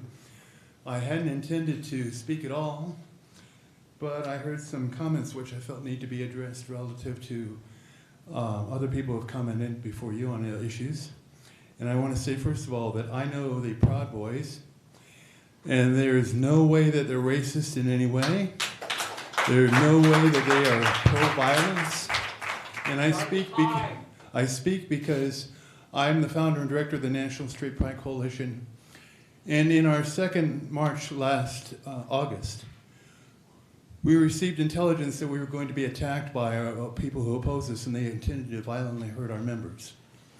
And I'm thankful that the Proud Boys stood up as a purely defensive measure to defend us from the violence which was threatened against us, which didn't happen because I attribute that to their being civic people who do as they say they do, despite their slanders against them.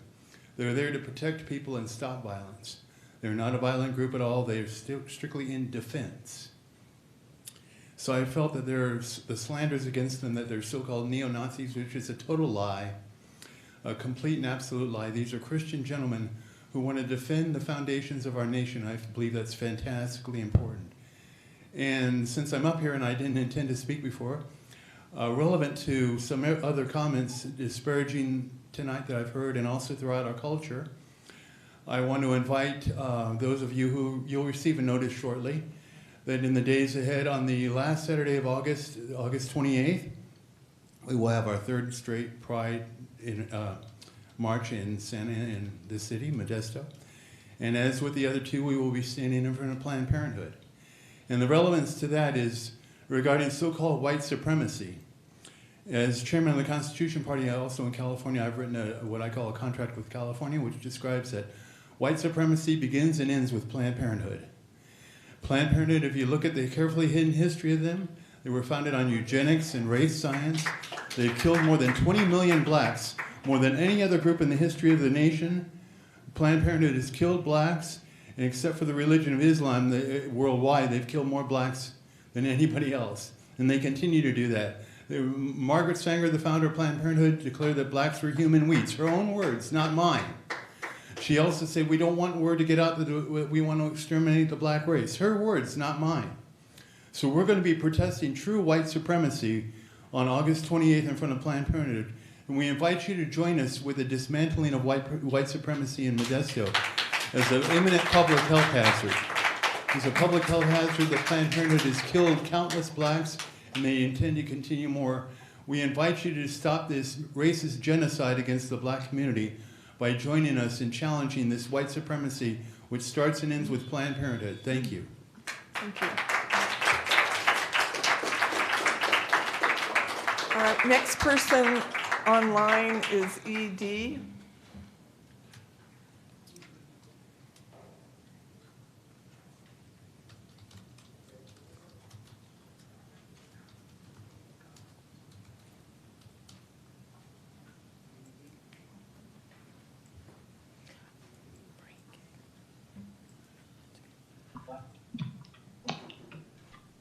I'm sorry, did you refer to me? Yes. Oh, okay, I apologize. That's all right. I was watching you on delay, quite honestly, because as famous as Modesto is for its transparency and its openness, when you go on Zoom and try to follow, all you get is that clock that's right above the mayor's head. You don't get anything to the right, you don't get anything to the left, and there's that tiny little thing in the corner. It's a picture, but you can't see it because it's too small. So you go on your computer and you go on Zoom to watch, and you get the very same thing. It's like you're not there. So you turn around and I have to follow you on delay, if you will, on the normal streaming because of the system you choose to employ with Zoom. Now you can show us more, and I have to tell you, the clock isn't very handy for using a phone like I am right now, and you can't see the face, but that's okay. You know, our Facebook-loving interim police chief had to have known that the oath-keeping Proud Boys were going to become visiting, or going to be coming visiting, because it's been on Facebook for several days. But all of a sudden, we're getting that people are getting harassed outside the building. If I had known, I would have been there. I mean, I'm sorry. I try to watch over the media because you limit the seats that are available. So I can't be sure that I can get in. Now, I think it's time for us to all understand there's a couple members on that council. They like the oath-keeping Proud Boys, the same people the FBI is investigating as terrorists right now, but that's okay. And our police chief, we saw the hassle that went on. Are those people going to get home safe? And then, of course, we have the racist bigot that just talked. You've got to love him. He's going to try to claim that his white supremacy is preventing white supremacy. It's their usual thinking. It makes no sense, but that's what they use. Now, it's sad enough you saddle us with the moving forward that's actually the same old people. Nothing's changed. You use the same faces. You've even got the sheriff. How many guns are going to be in that room when they're trying to talk reasonably? It's just a curiosity question. You're going to put 4 people of the public on there, but they're going to be handpicked by the committee that you handpicked. Surely you have to understand it. This isn't what anybody else that I've ever seen would call transparent or open. Now, because I can't tell you how much time I have left, I'm going to sign off. I'm going to ask you from now on to change what you told us you were going to, change that screen that we get to see so we can actually follow the meeting and not be just out there somewhere until you open up all the rest of those seats. Openness, transparency, I don't know where we go to get it. Thank you very much for your time. Thank you. Next person to speak, I'm not sure. C-H-A-N-G-O-T-H-A? Chango the fourth. Fourth?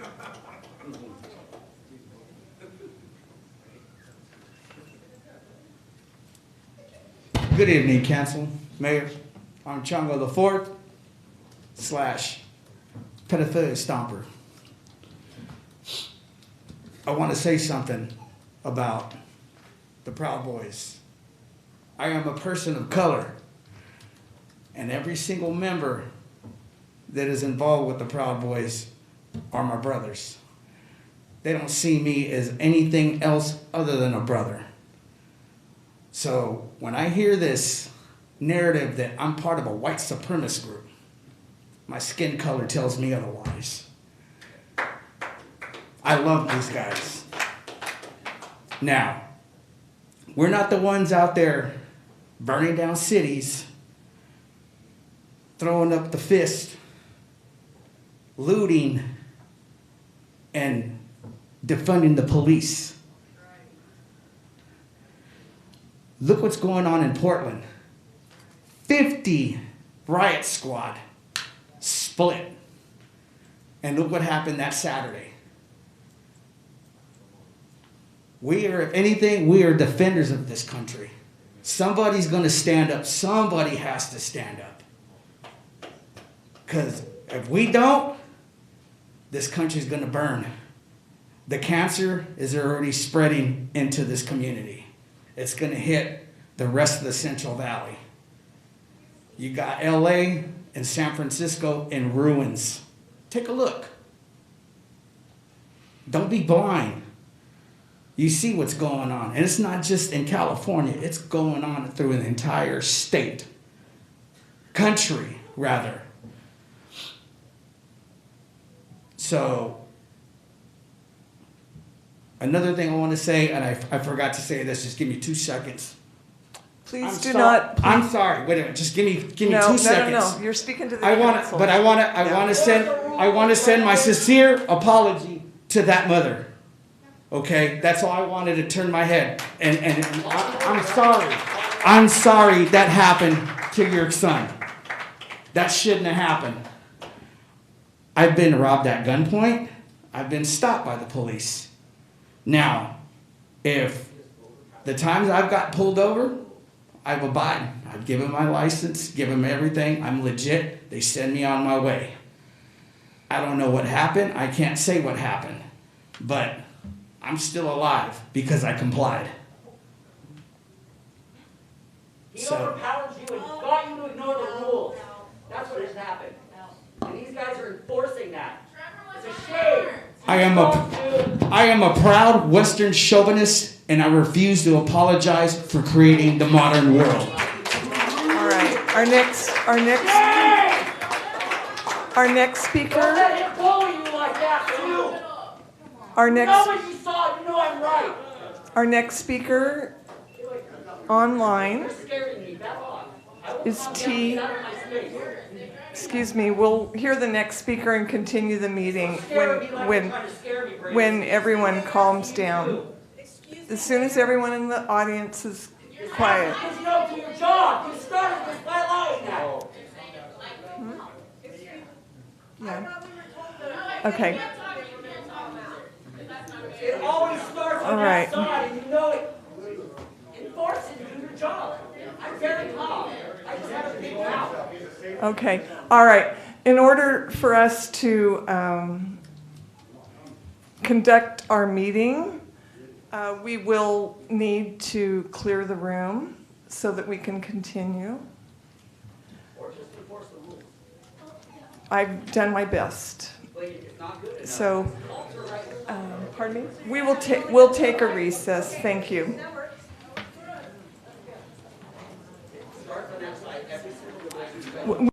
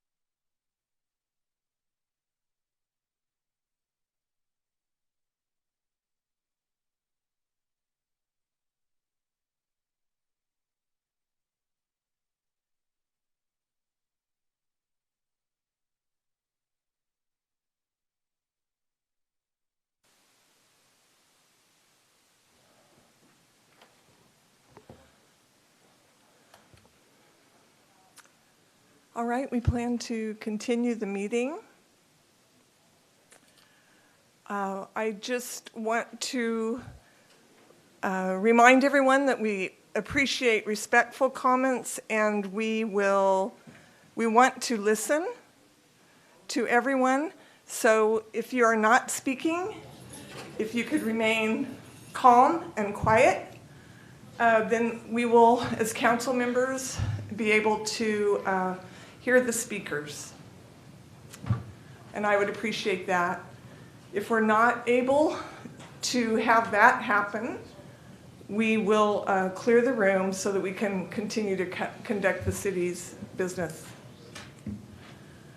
All right, the next card that I have is for Sean Adam K.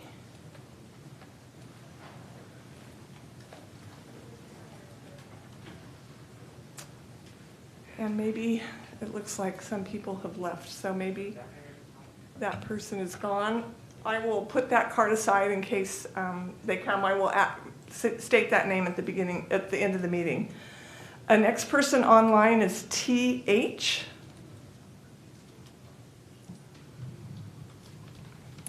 Hi, can you hear me? Yes, we can. Hello. Hi, my name is Tawn Hall, and I'm calling in support of the Seaver family. Unfortunately, we share that we're in the same club now. I lost my son, Miles Hall, on June 2nd, 2019 in Walnut Creek, California, when Miles was having a mental health crisis. The Seaver's family didn't have any other option except to call 911. There are no other alternatives for people in a mental health crisis. Officer Lamalta came on scene and shot within 7 seconds and shot Trevor dead. He was unarmed and should be alive. He needed help and he needed de-escalation, and he should have never been met with guns in the first place. Did you know that most officers never shoot their guns in their law enforcement career? And Lamalta shot and killed so many people. And this is appalling, and that's why there needs to be an independent investigation. But I'm also shocked to hear the disrespect and abuse that this family is experiencing. They lost their son. He was murdered and needed help. And 1 in 4 people have a mental illness, and 1 in 16 are killed when they're in a mental health crisis. That means each one of you all know someone that has a mental illness that could have experienced the same fate. Council members, this could have been your loved ones. There is new state legislation that has reached the Senate, and it's authored by Rebecca Bauer-Cahan in Orinda, California, that instead of calling 911, you can call 988. And this could have saved Trevor. It's actually named after my son, and it's called the Miles Hall Lifeline Act AB 988. Council members and Modesto citizens, please support this important legislation. It's statewide, and this could be something that could help your families. I want to make sure that it's clear. This Trevor family, the Seaver family, is not saying that all police are bad. And that's what it seems like there's a common theme in this room.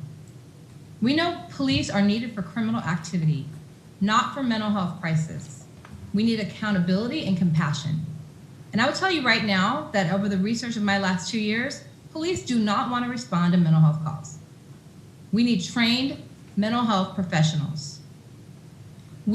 Something that would be very beneficial in Modesto would be the CAHOOTS model. So you have mental health professionals responding to not crisis calls, and also an independent investigation, or independent police auditor, so the police aren't investigating the police.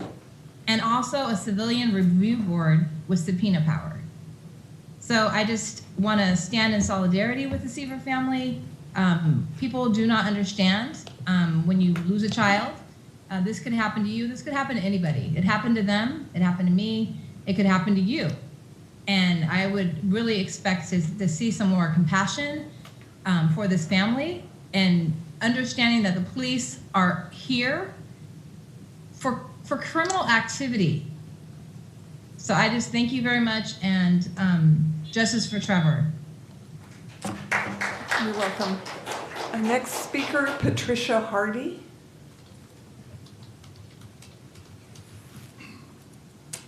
Right, I don't see that person here. How about Kay Smith?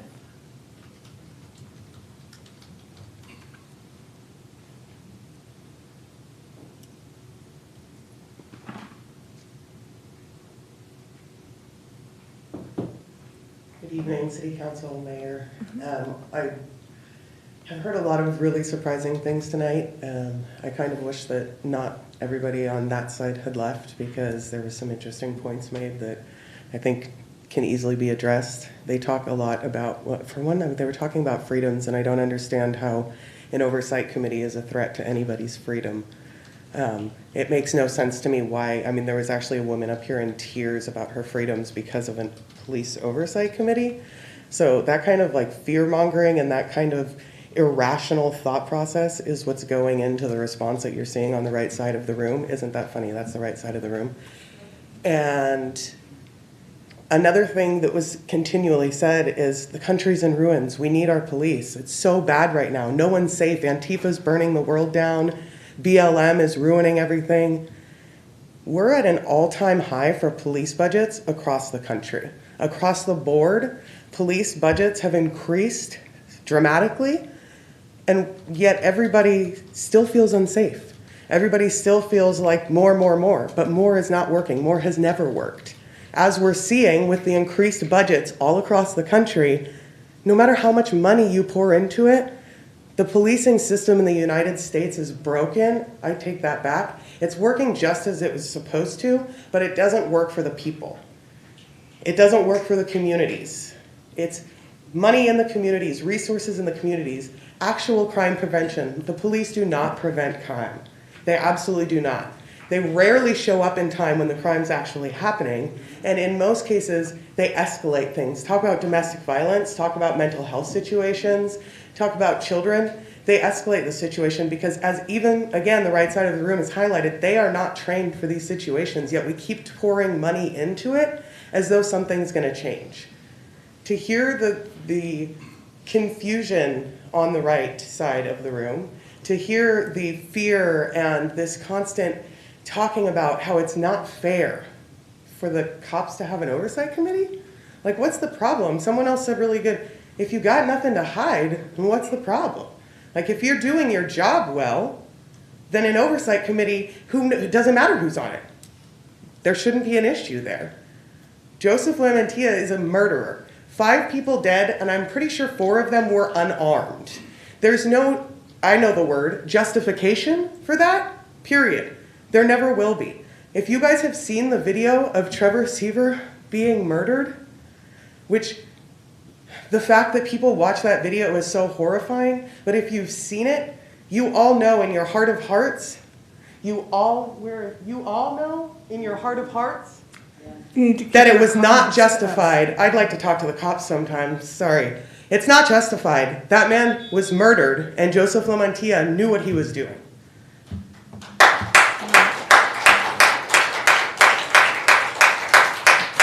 To clarify, the room was not cleared. Everyone is still welcome. We just need to maintain our decorum so that we are able to hear everyone that speaks respectfully. The next person is H online.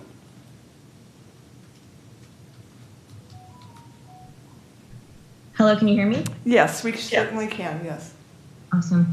My name is Harpreet. I just wanted to ask how it makes sense that there are people in this hall asking that the cops who literally killed a 16-year-old boy and another who killed 5 different people, that their charges be dropped. How is it possible to justify that? Xander Mann was unarmed and a child. He did not deserve to be killed. His family does not deserve to have lost their child. All body camera footage involved and present when he was murdered needs to be released. Stanislaus County District Attorney Bridget Flanagan needs to step down for allowing Joseph Lamantia to murder multiple people without any charges in her 15 years as a DA, multiple unarmed people. We cannot allow cops to have the power to cover up literal murders. Cops today do not have to be accountable to their communities. They say they want to protect and serve us, but how can you protect and serve a group of people who you refuse to be accountable to? And to do that, there needs to be an independent civilian review board comprised of community members only. Along with that, there needs to be an alternative mental health line with unarmed mental health professionals. Currently, police respond to everything from potholes to cats stuck up in trees. That's a waste of taxpayer funds and police time. What's more is that the skill set and training of police are completely out of touch with the social interaction that they actually have. Police officers are mainly trained for worst case scenarios and use of force tactics, which don't have a place in our non-emergency help calls. By creating a service to respond to these calls and getting people the support and help they need without criminalizing them, we'll actually be able to see a fundamental change. Public funds should go to improving mental health, substance use disorders, and providing for our unhoused neighbors. Having a mental illness or a crisis would not result in tragic death or jail, but instead in people actually getting the help that they're asking for. As you wouldn't call the police for a medical emergency, it makes just as much sense to call them for a mental health emergency. Trevor Seaver did not terrorize his family. His family are the only ones who can judge that, not some random white lady who only watches Fox News and gets her news from Facebook. I also want to add that the Constitution is meant to be a living document. Thomas Jefferson literally said that the Constitution should be rewritten every 19 years, but everybody wants to ignore that. Thank you for your time. Thank you. Next comment from in the room, Eric.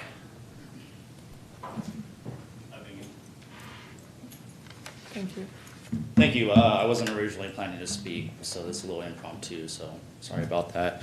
I just want to first say, first of all, I'm sorry for, I would turn around, but I won't do that.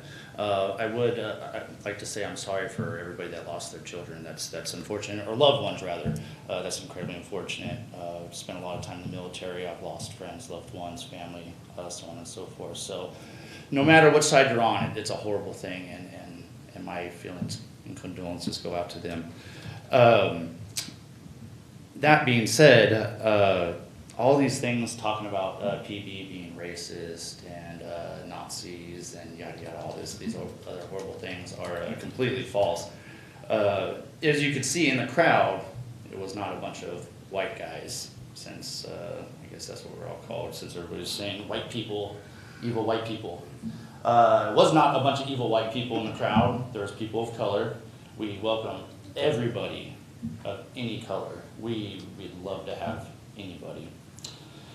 That being said, we also love anybody of any sexual orientation.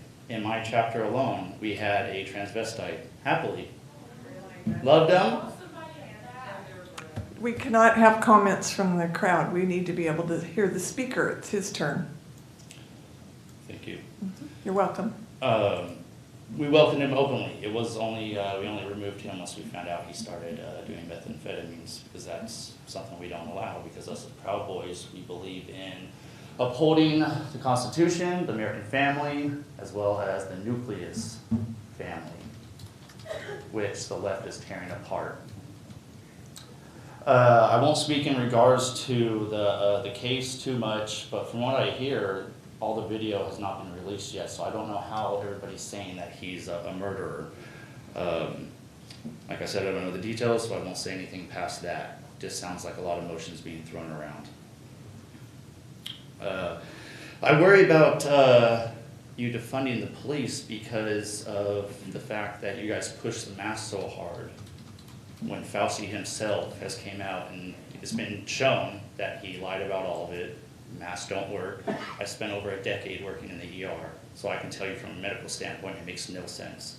The virus itself is by far smaller than the mask. Our best mask in the ER can protect against N95s, which is roughly around 3 UMs, give or take or a bit. The virus is at 1.8, way smaller. Doesn't make sense, but you guys pushed it regardless because that's what everybody wanted you to do.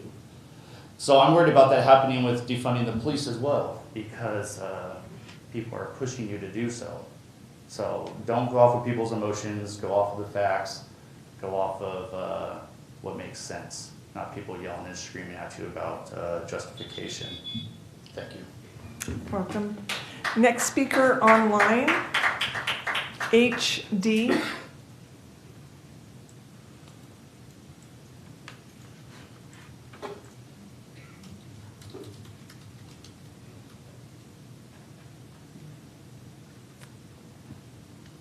Online HD.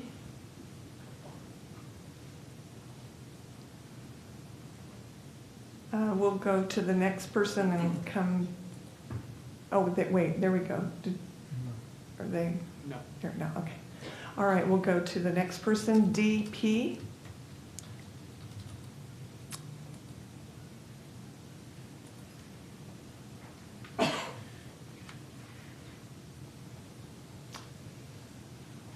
You're on mute, DP.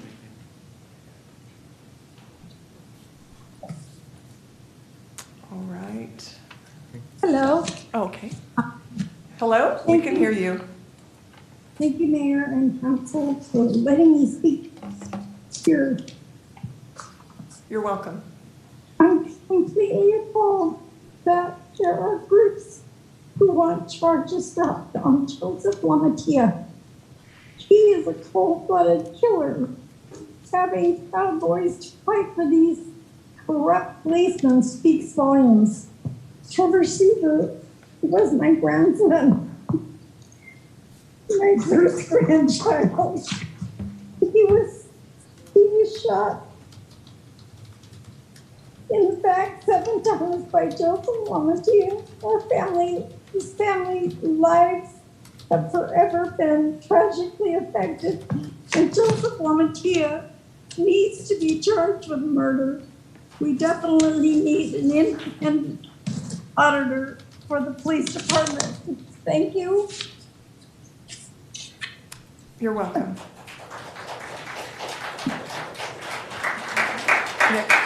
Next person, Clyde Campbell.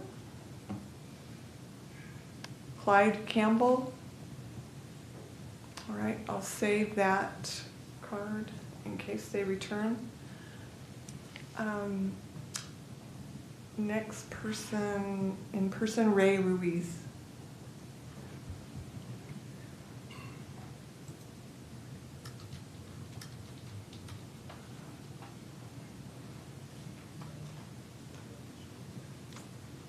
Hi, how's everybody? Good. First of all, I just want to say, I feel sorry for anybody that could see Trevor's body cam and think that there was anything wrong that Trevor did. But that's not why I'm here. I'm here to just talk about an independent police auditor. I've called many times and think that Modesto should really look into a Modesto police, or an independent police auditor. From that comes a civilian review board. From that comes cahoots, and I think it just makes the community that much safer. You know, I've done the same thing for 31 years, and I've been audited at what I do from an independent agency every month for 31 years.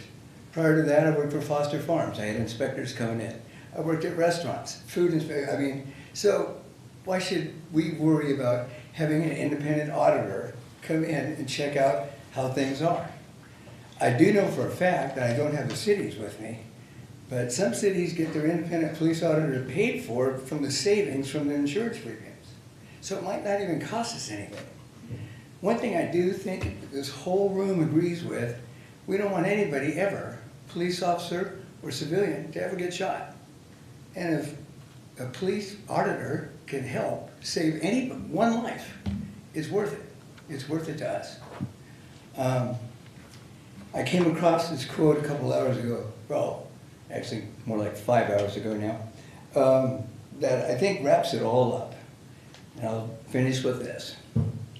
It's not how we make mistakes, but how we correct them that defines us. Thanks very much. You're welcome. Thank you. All right, our next comment online is K and.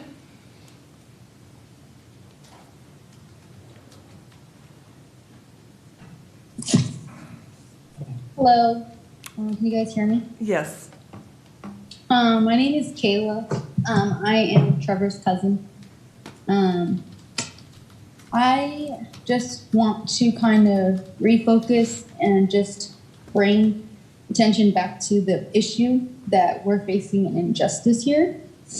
And I'm really appalled that it's become like a, I don't even know, like a, like an informational meeting on like hate groups. That's not why we're here. Like, we're here because we want to make Modesto a safer place.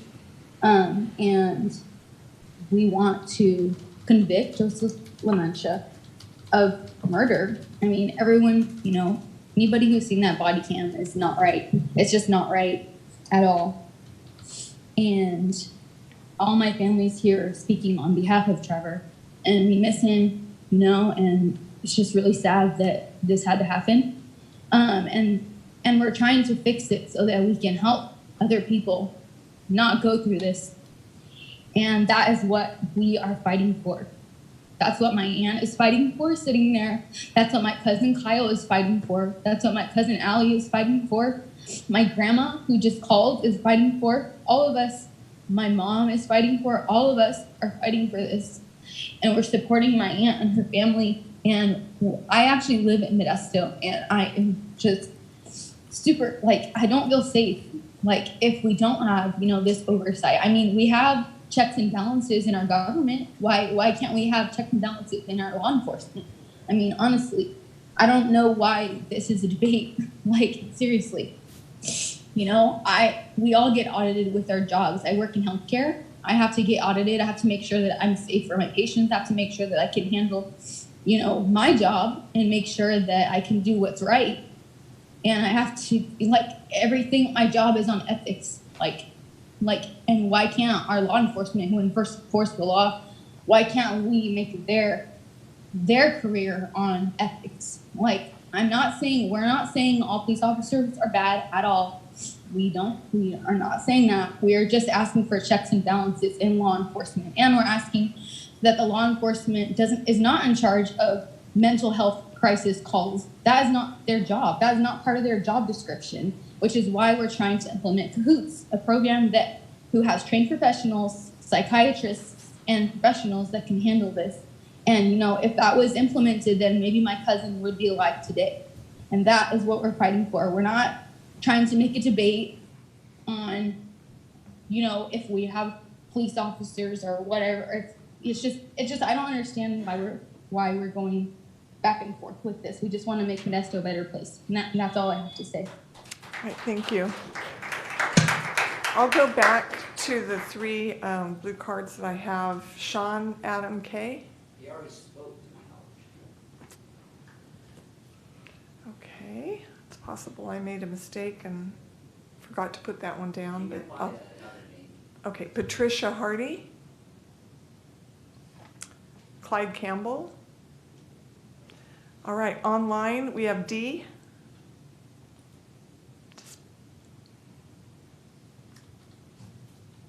Hello?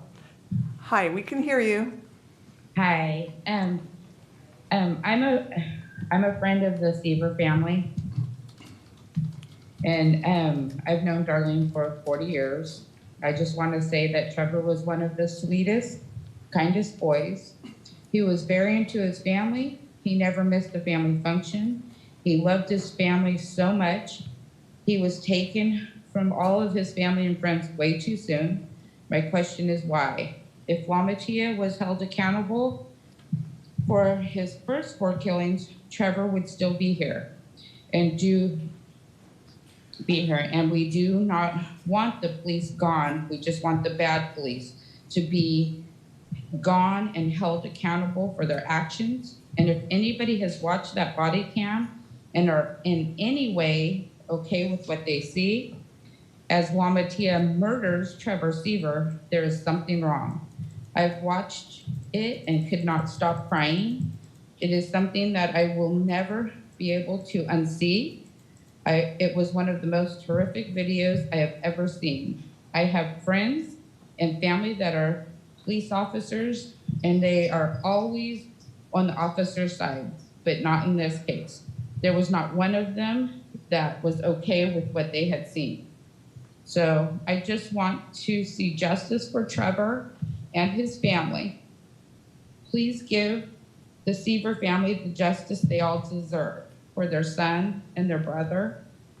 So thank you, and justice for Trevor Seaver. Thank you. We'll go to the next comment online, JX. Can you hear me? Yes, we can. Okay, thank you. You're welcome. This meeting has been one of the most interesting meetings I think I have participated in a long time. I just want to say that there are a lot of people talked about the Constitution tonight, but I think that a lot of people that spoke about the Constitution need a lesson in civics. The City Council has no jurisdiction, no power to drop charges against Officer Lamatia. So that's a lesson in civics. If you're here asking this council to do that, they don't have the ability or the power to do that, number one. Second, there was an attempt to make the victim look like the perpetrator, Trevor and all those other people killed by the police, and make the perpetrator, the police, look like the victim. I know that tonight, I believe the agenda of the Proud Boys and their supporters was to disrupt this meeting tonight, which they did, all right, on several occasions. They started out intimidating people on the way in, and then they disrupted during the meeting. The other thing that I want to say is I support the independent review board with the subpoena powers. Okay, it's long overdue. And I want to say to the point that one of the Proud Boys said about there were 2 people of color that are accepted into their group. Well, that type of mentality knows no color. Although the majority of them are white, because it's based on white supremacy, there are some brown folks that evidently chewed tonight, that drank the Kool-Aid, and think that they're accepted, but they're in for a rude awakening. At the end of the day, they still will not be accepted. With that being said, I want to say this, that we have to step out on our faith, and we have to step out and take charge of the situation. Those of us that support the review board and subpoena powers, we will not be intimidated. I don't believe that they intimidated this council.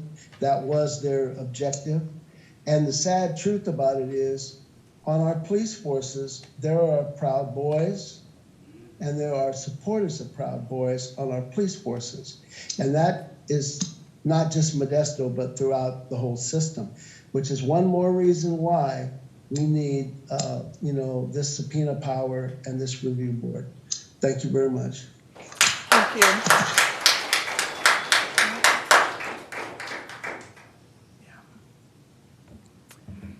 If you could refrain from clapping, we would appreciate that. We have one more speaker online. There's a couple more. JG. Hi, can you hear me? Yes, we can hear you. Perfect. So thank you for letting me speak. My name is John, and I'm a therapist in Stanislaus County. I keep hearing a lot about police oversight and not having the police do the job of mental health clinicians. As someone with a master's of social work from Stanislaus State and someone who currently practices psychotherapy multiple times a week, I want to say this loud and clear. White supremacy is a public health crisis. Racism is a public health crisis. Police brutality and cops killing people is a public health crisis. Put aside the idea of hiring more mental health clinicians and look at the structure of what it means to police, what the police system is holding up. As it stands, in order to be a licensed clinician in the state of California, where I can meet independently with patients for their mental health, I have to get a bachelor's degree, which is a minimum of 4 years, then a master's degree, which is a minimum of 2 years, and then to get licensed through the state of California, which is another 2 years. But it's police officers that respond to mental health crises in our city, and they're the ones that determine if someone is in enough of a crisis to get inpatient hospitalization. And yes, I have had police officers override my professional opinion on mental health crises. The system does not work. This system is not for the people. I worked with trauma constantly. Having police officers that fail psych tests, that perpetuate and use violence and death on citizens is traumatic. Our society upholds generational trauma through systematic oppression. So put aside the idea of mental health clinicians working with the police and instead look at the system. A system that is broken, that has failed time and time again. Look at how people in crises are killed without a second thought and often without the perpetrators facing any repercussions.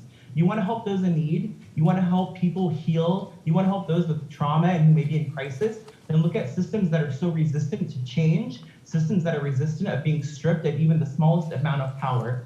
Think about why. justice for Trevor. And I want to say Donald Runman, the founder of the National Straight Pride Coalition, was once quoted on camera saying that his group is a totally peaceful racist group. So I would take what he says with a grain of salt. I yield my time. Thank you. All right, it looks like we have one more speaker on line K.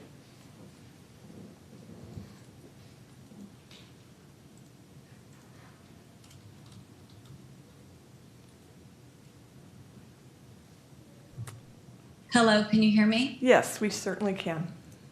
Hi, my name is Kelly. This is Trevor's aunt. And I wasn't really planning on talking, but listening to all of this tonight and the Proud Boys, I don't really understand the reasoning. And I wish that these people would just respect my sister and her family. They've already been through enough, and they're trying to make a difference in Modesto. And I wish that they would just respect the Seaver family and let them continue to fight the fight in honor of Trevor. And please just give them that, okay? If you watched the video, Officer Lamatia murdered my nephew. Please stand aside and go to some other city and respect the Seaver family, please. It's appalling. Thank you. You're welcome.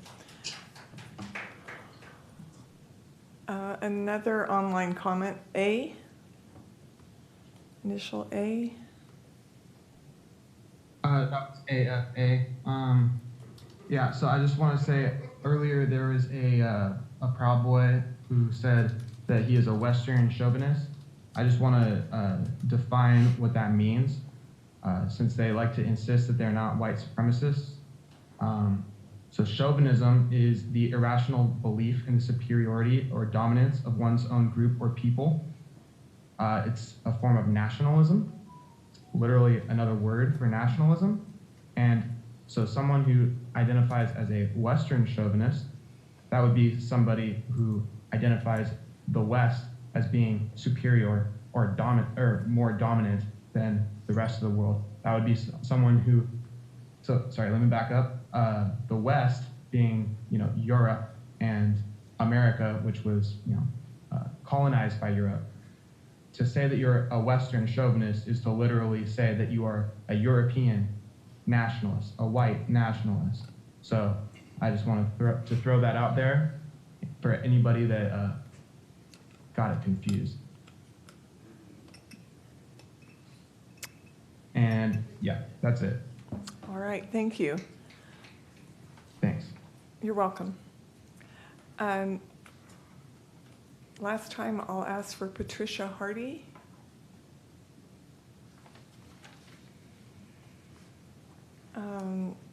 Clyde Campbell.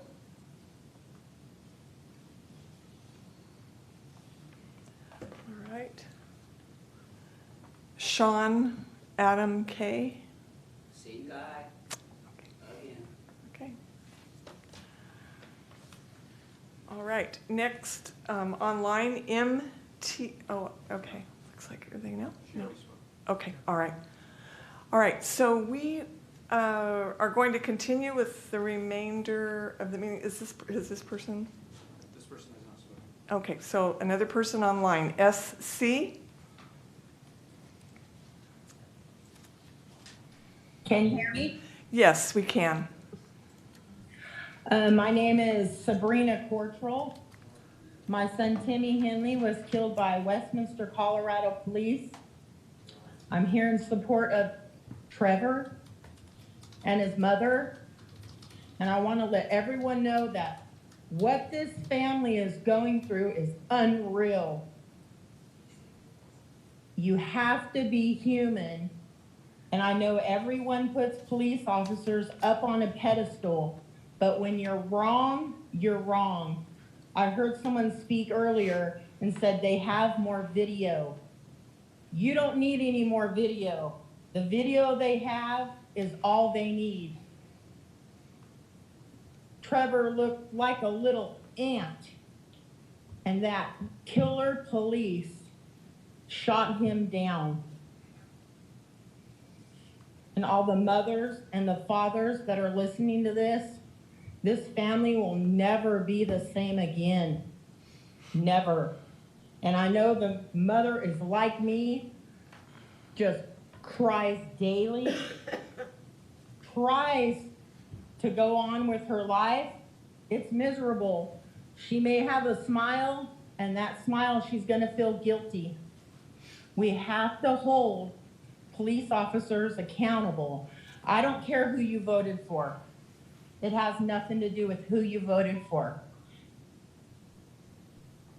I had no idea how corrupt police stations can be. Now in court with me in a civil trial, the police say my son was unarmed, but you can't do anything. I'm so grateful that this police officer was fired and that they're doing something about it, because this family didn't deserve it, neither did Trevor. And I want everyone to go home and be thankful for your children, love on your children. And I'm here to support Trevor. Justice for Trevor. Thank you. You're welcome. All right, it looks like that concludes the public comment period. We will formally close the public comment period at this point, and we will take a 3-minute break before we go to our consent items.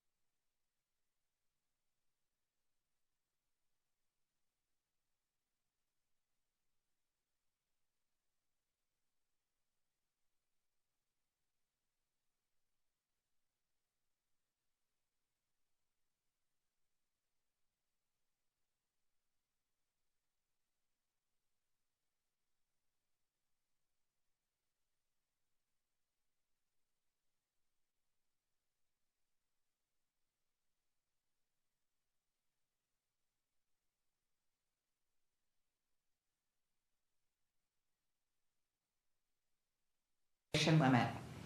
Item 7, consider approving payment of various equipment maintenance agreements for fiscal year 2021 through 2022 with multiple equipment manufacturers for all city departments for an annual cost not to exceed $534,029. Item 8, consider authorizing the annual payment to bind and purchase insurance through the broker of record to secure insurance policies for excess general liability, excess workers' compensation, property, and other insurances. Item number 9, consider approving the payment of hardware and software maintenance support agreements for fiscal year 2021 through 2022 for an annual estimated cost not to exceed $5,566,945. Item 10, consider approving an agreement with R3 Consulting Group for SB 1383 implementation plan for a total amount not to exceed $65,240. Item 11, consider approving a second amendment to the agreement with eBuilder for a 1-year extension for construction management software in an amount not to exceed $94,250 for system maintenance, support, and licensing. Item 12, consider approving an electrical easement to Turlock Irrigation District to cover electrical infrastructure for the Jennings plant entrance improvements. Item 13, consider approving a third amendment to the purchase agreement for sodium hypochlorite, sodium hydroxide, and citric acid from Univar USA and sulfuric acid and phosphoric acid from North Star Chemical to a new total amount of $309,697.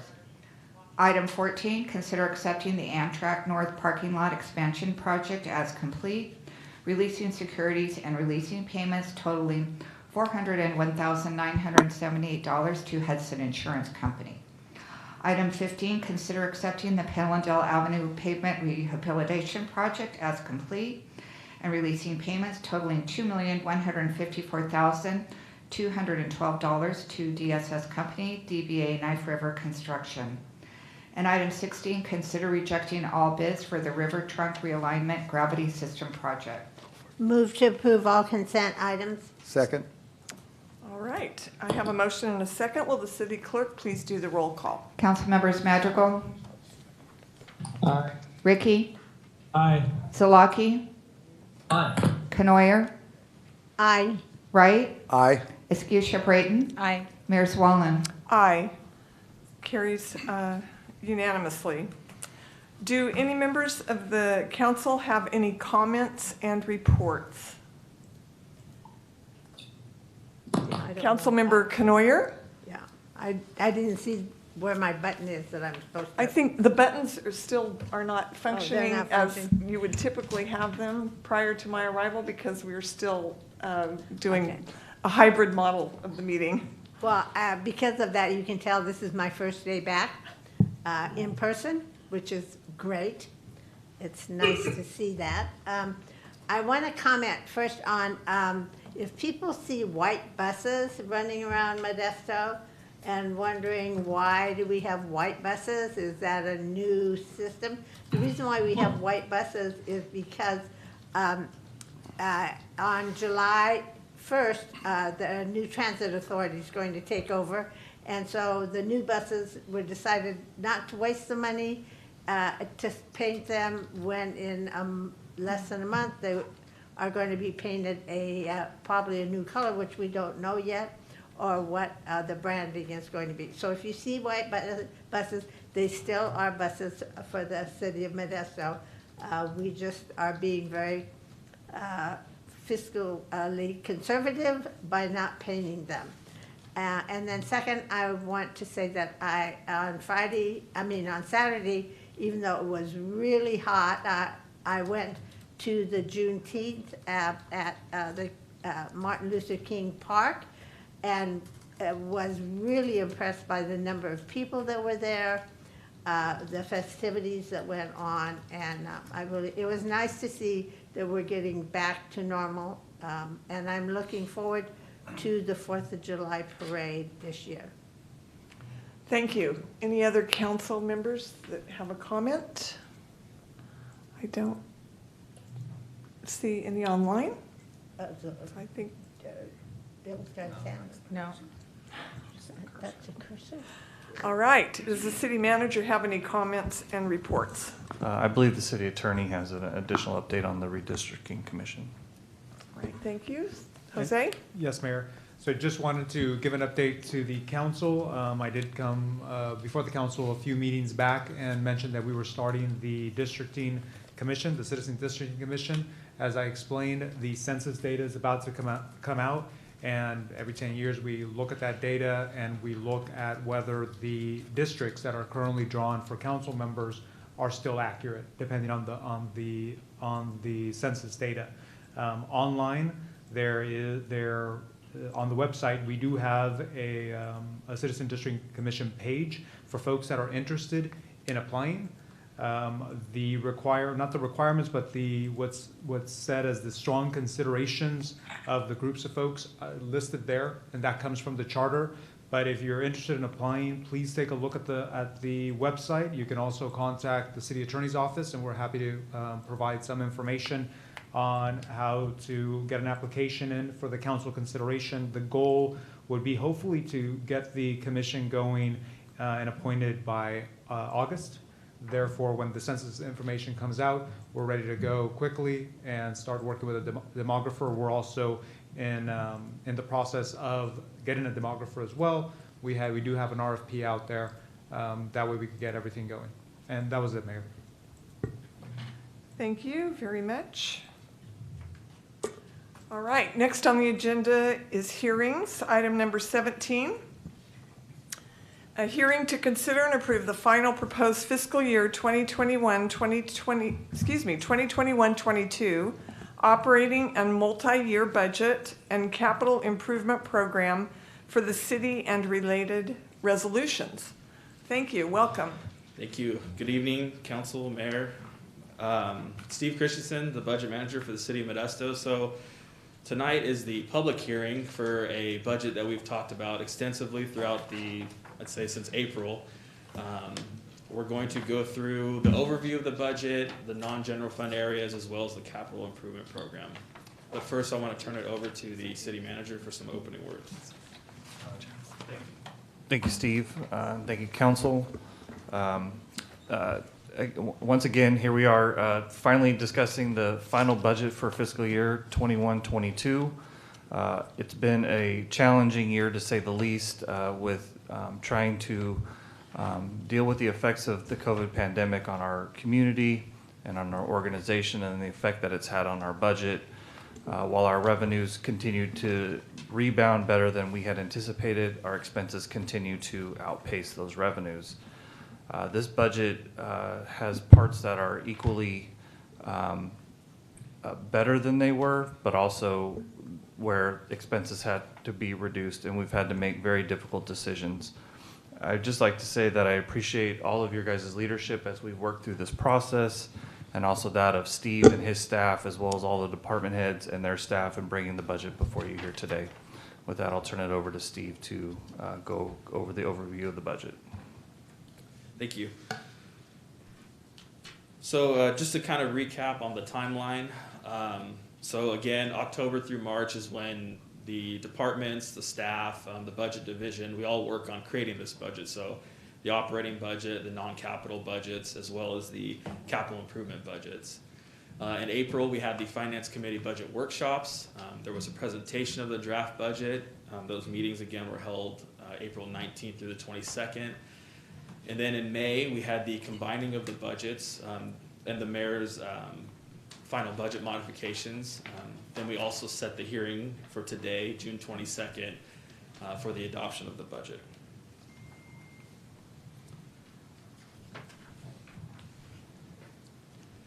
So looking at the general fund, again, this is a large focus of the budget process as we go through the year.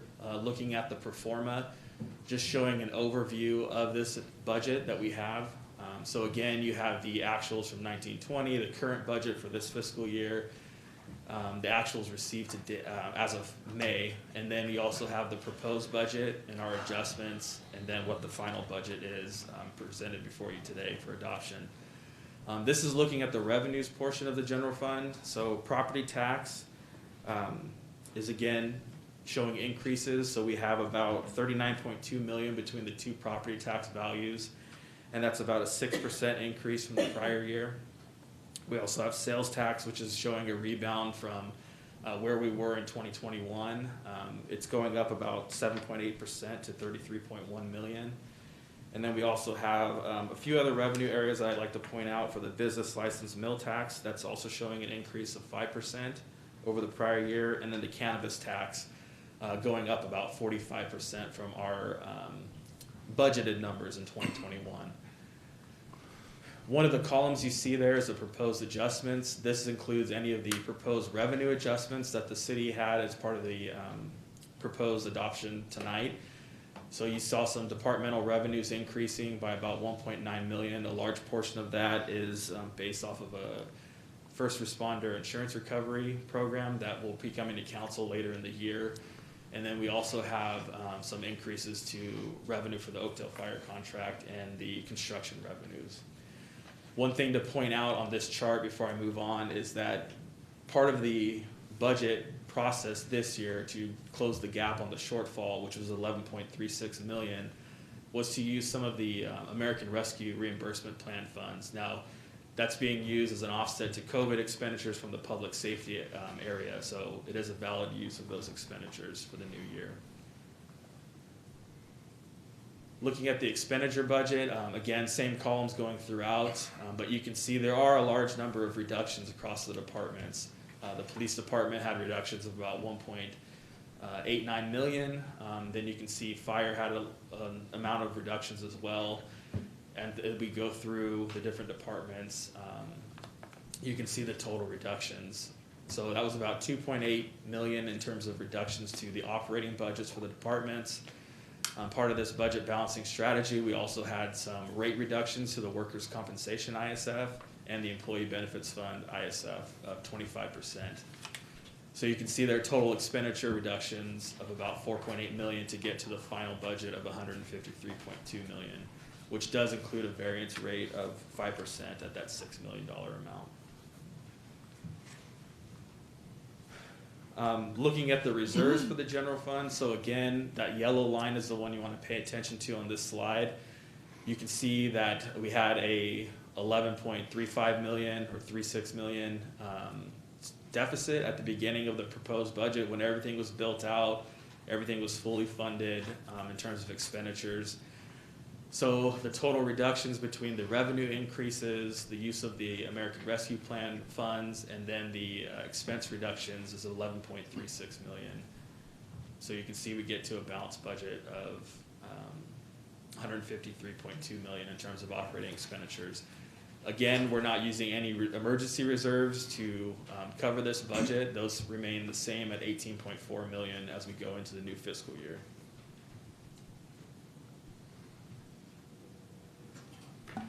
Looking at the non-general funds, you can see there are a large number of non-general fund areas in terms of funding sources for the city.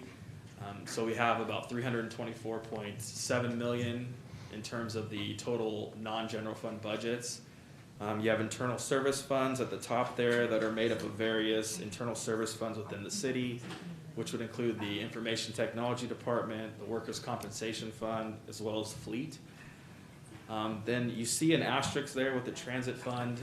That's really just to denote that there's the possibility tonight, actually, if the JPA is approved, that those funds would come out of the non-general fund area for the city in the coming year. Other funds, that is made up of basically our CIP support fund, our debt service funds, a number of our CFD funds, and then the JPAs as well in that $26 million amount.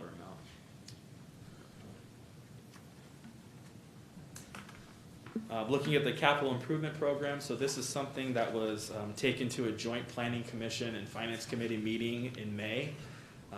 This was approved by the finance committee, but there are 243 total projects. 22 of them are classified as new for a increase to the CIP budget of 35.8 million. You can see the makeup of those projects and the different dollar amounts broken up in that chart below.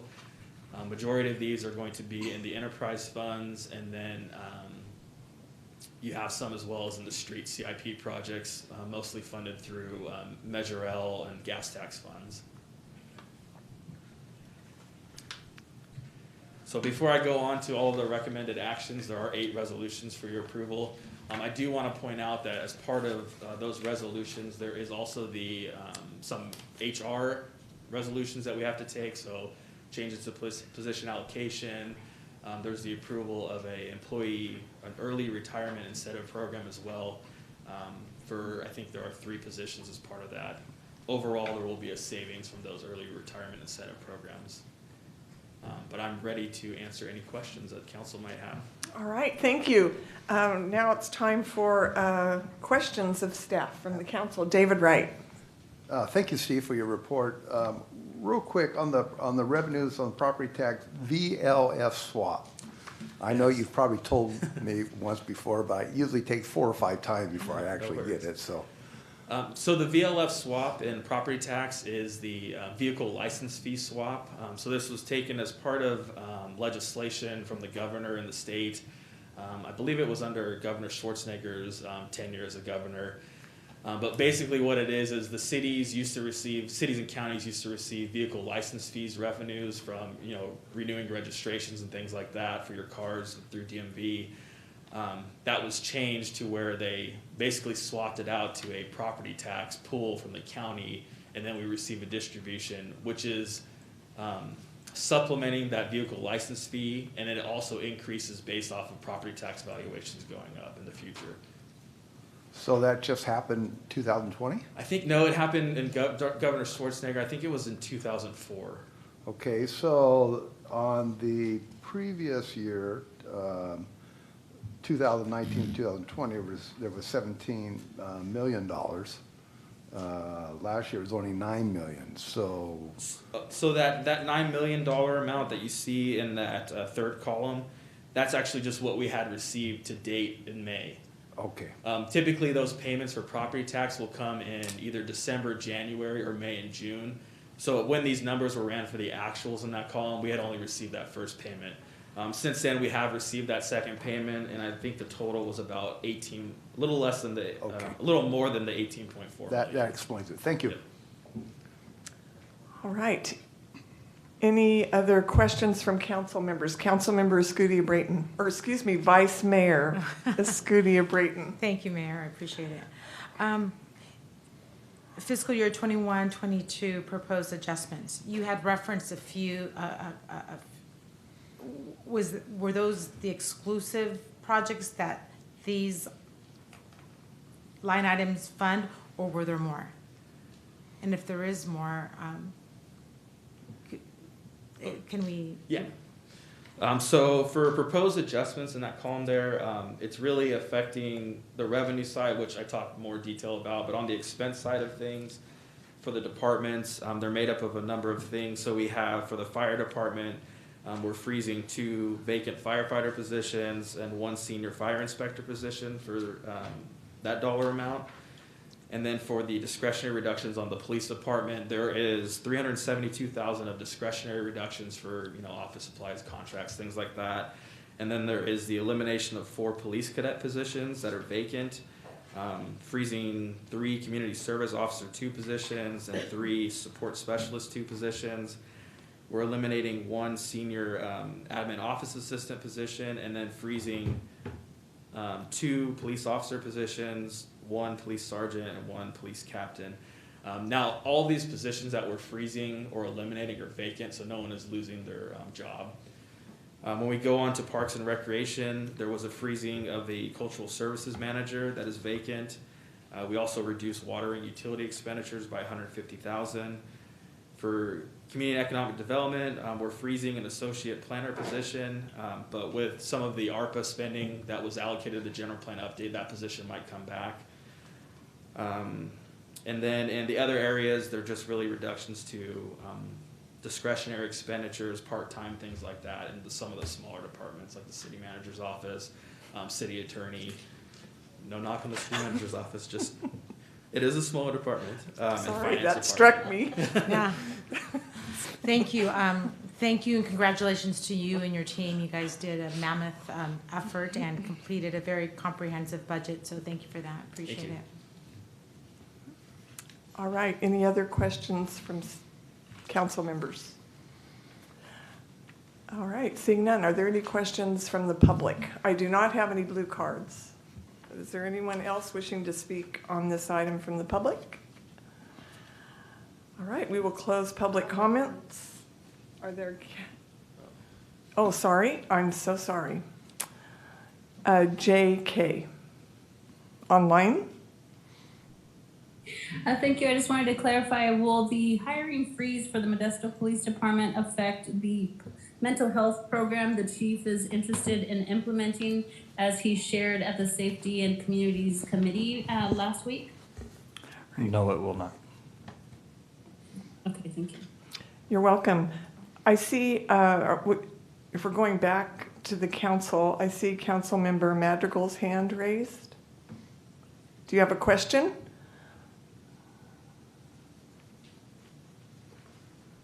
Thank you, Mayor. Just following up on the last question, not from this public speaker, but from the Vice Mayor. If the chiefs there, if you could just please elaborate on the frozen and eliminated police department positions, and what does that mean? Like, if you could just summarize that in, well, as much as you can, just for the benefit of the public. I know we've dealt with this before where we've had to either freeze or eliminate some police department positions. And then I want to know so that I can have something I can succinctly and coherently say to the people of the public, are you freezing officer positions? Are we going to have less patrol available? What are we doing? What's happening? I hope that was right. I hope you get the gist. Interim Chief Gillespie is ready to respond. Sure. Good evening, Council. Interim Chief Brandon Gillespie again. So, Councilman Madrigal, as Steve mentioned, we're going to be freezing those positions. Those positions are currently not filled. Of course, we would like to fill those positions, but as we looked at the budget and where the police department can help to make sure that the city has a balanced budget, those were positions that were not currently filled. So as far as service levels, the current service levels we have is what we are going to strive to maintain. Of course, freezing unfilled positions as other positions become vacated, we want to hire behind those, and so that makes it definitely more difficult. But I'm confident we'll work with the city manager to make sure that we can, if needed, try to balance that so that we're getting people in the door as quick as we can with people leaving outside. So what I reiterate is it's definitely not the direction I think any of us want to go. It's definitely not the direction I want to go. But I believe it's necessary for the balanced budget. And we will be coming back to the council as we can. If the budget looks better, then we'll have those discussions and hopefully come back to be able to unfreeze some of those positions. As we move forward, as far as the effects of those, one of the strategies that we've developed and we're putting in place with things like the homeless outreach workers, things with CSOs when we can hire those. We want non-sworn personnel to be able to handle calls that don't need a police officer. So we still need an increase in both, but we'll continue to evaluate that and hopefully be able to increase at some time. Last year, as you're well aware, we eliminated 30 officer positions to get down to the 210. So these are frozen, they're not eliminated besides the cadets, and we hope that as the budget allows, we can bring these back and continue to move forward and increase our staffing. Sorry that was long-winded, probably longer than you wanted, but you have any questions? Yeah, just since you're there, Chief, thanks. Yeah, I mean, I do share your concerns about just eliminating department positions and the impact that it has on service levels overall for our department. And, what does that mean when it comes to, reliability when folks call 911, for example. And response and whatnot. Just following up on your other comment about the staffing for calls that may not necessarily need a police officer. Could you reiterate? Sorry if this is repetitious. Could you reiterate what you said at the I think it was at the Safety and Communities Committee meeting recently, when I think I had asked you, basically, in essence, can we now say that we have a cahoots type of program that's being rolled out and implemented? Right, so we are implementing, and this was developed and approved by the council back in October of last year, and having to create a new job description and having to hire this new job classification, which is a homeless outreach specialist, took time, and we were first able to hire those in early April.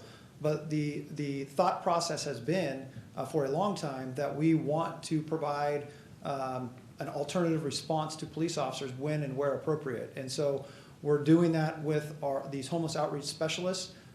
We want them to respond in lieu of officers when appropriate to homeless related calls that that don't have safety issues related with those. We know that there's mental health issues in significantly in our homeless population. So that is part of that mental health response where we're going to have those officers respond. We're looking at even expanding the job duties of those homeless outreach specialists as we build this framework to expand beyond just the homeless population. But we know in a lot of these other programs throughout the country that a significant amount of these alternative response models are dealing with the homeless population and that have mental health and substance abuse issues. So we do and are implementing an alternative response like those programs that you've mentioned in the city of Modesto. And we hope to actually have those homeless outreach workers starting to be dispatched to calls for service by themselves within the next month is our goal.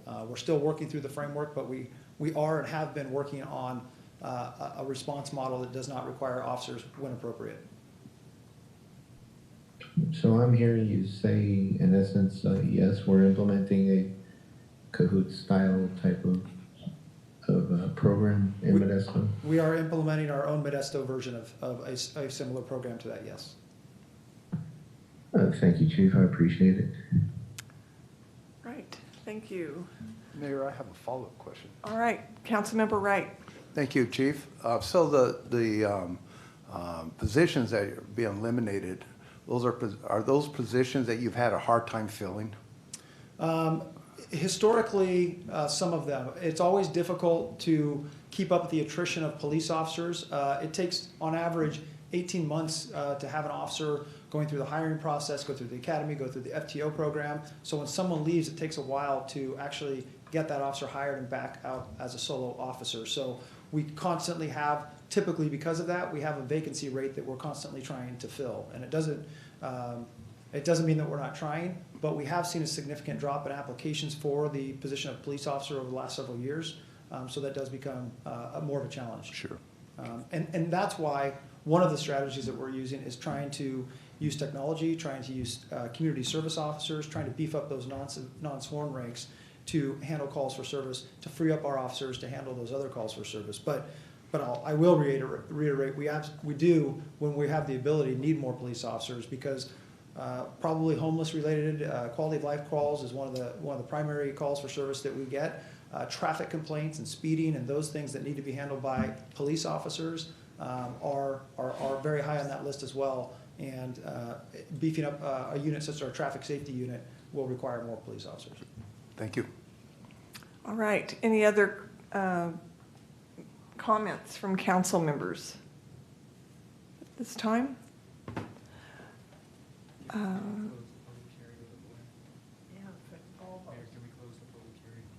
Okay, yes.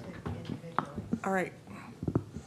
Close the public comment period. Okay, all right. So, all right, I will officially close the public comment period again.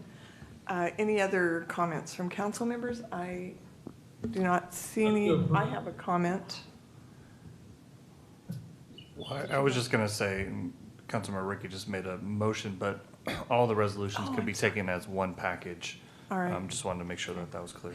All right, great. I just want to express my appreciation to the effort that went into this, Stephen. I know being here all day and watching the efforts, you know, it was valiant, and it took a tremendous amount of work to make this happen. And I want to express my appreciation to you for that.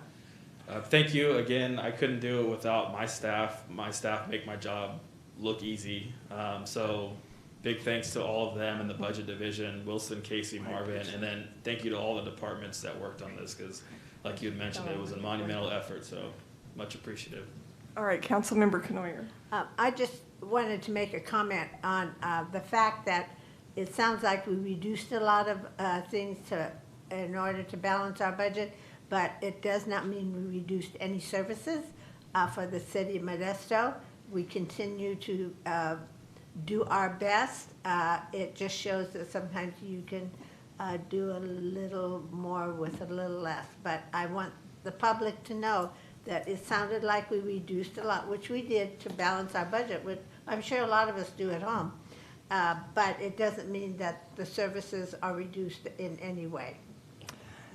Thank you, and thank you again, Stephen. And we had a motion from Councilmember Ricky. Do we I'll have second. a second from Councilmember Wright? I'd like to ask the city clerk to call the roll. Councilmembers Madrigal,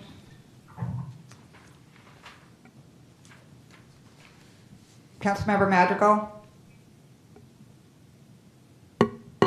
No. you voted no?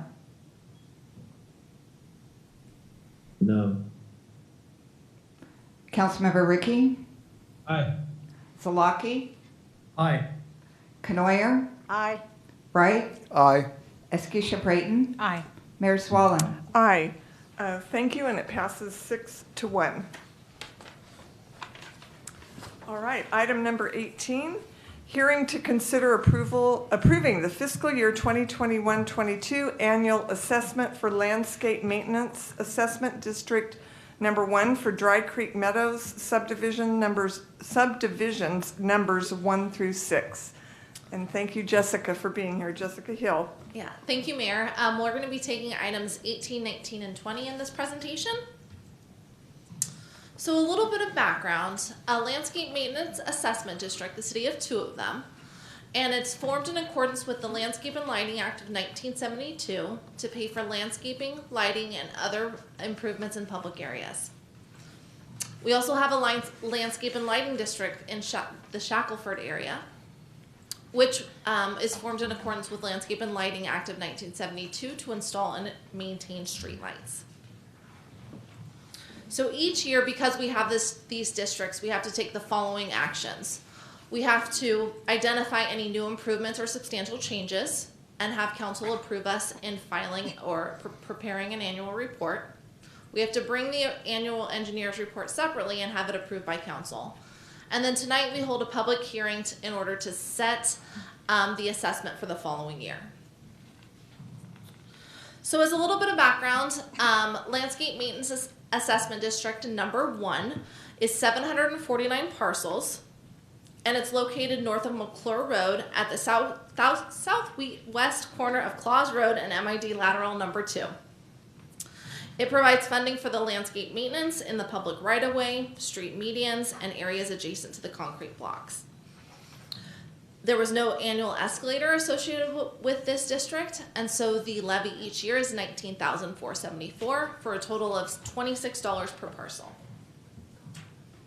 For Landscape Maintenance Assessor District number 2, it was formed in April 4th, 1989, and it has a total of 590 residential and 18 commercial parcels. It's located directly so it's located north of McClure Road, south of McClally's Way, east of Yosemite Meadows Drive, and north of Yosemite Boulevard. An annual inflator was adopted in 2000, and there was a 4.34% increase this year for $36.52. Sorry, guys, per residential parcel, and then $185.56 per acre for the commercial parcels. Lastly is the Shackelford Landscape and Lighting District, which was formed by Stanislaus County in 1989, and the jurisdiction was transferred to the City of Modesto in 2012. The district provides funding for the maintenance and service of 77 streetlights, and it's split between 493 residential parcels. Our levy for 2021-2022 is $59.80 per parcel. So as I described before, there's 3 different actions that comes to council each year for these annual reports. On February 23rd, council directed staff to prepare and file the annual engineer's report. On April 13th, the council adopted a resolution approving the annual engineer's report and a resolution of intention to levy and collect assessments and set the public hearing for tonight. So we have 3 recommended actions before you, and that's to approve the levy for LMAD 1, LMAD 2, and then the Shackelford Lighting and Landscape District.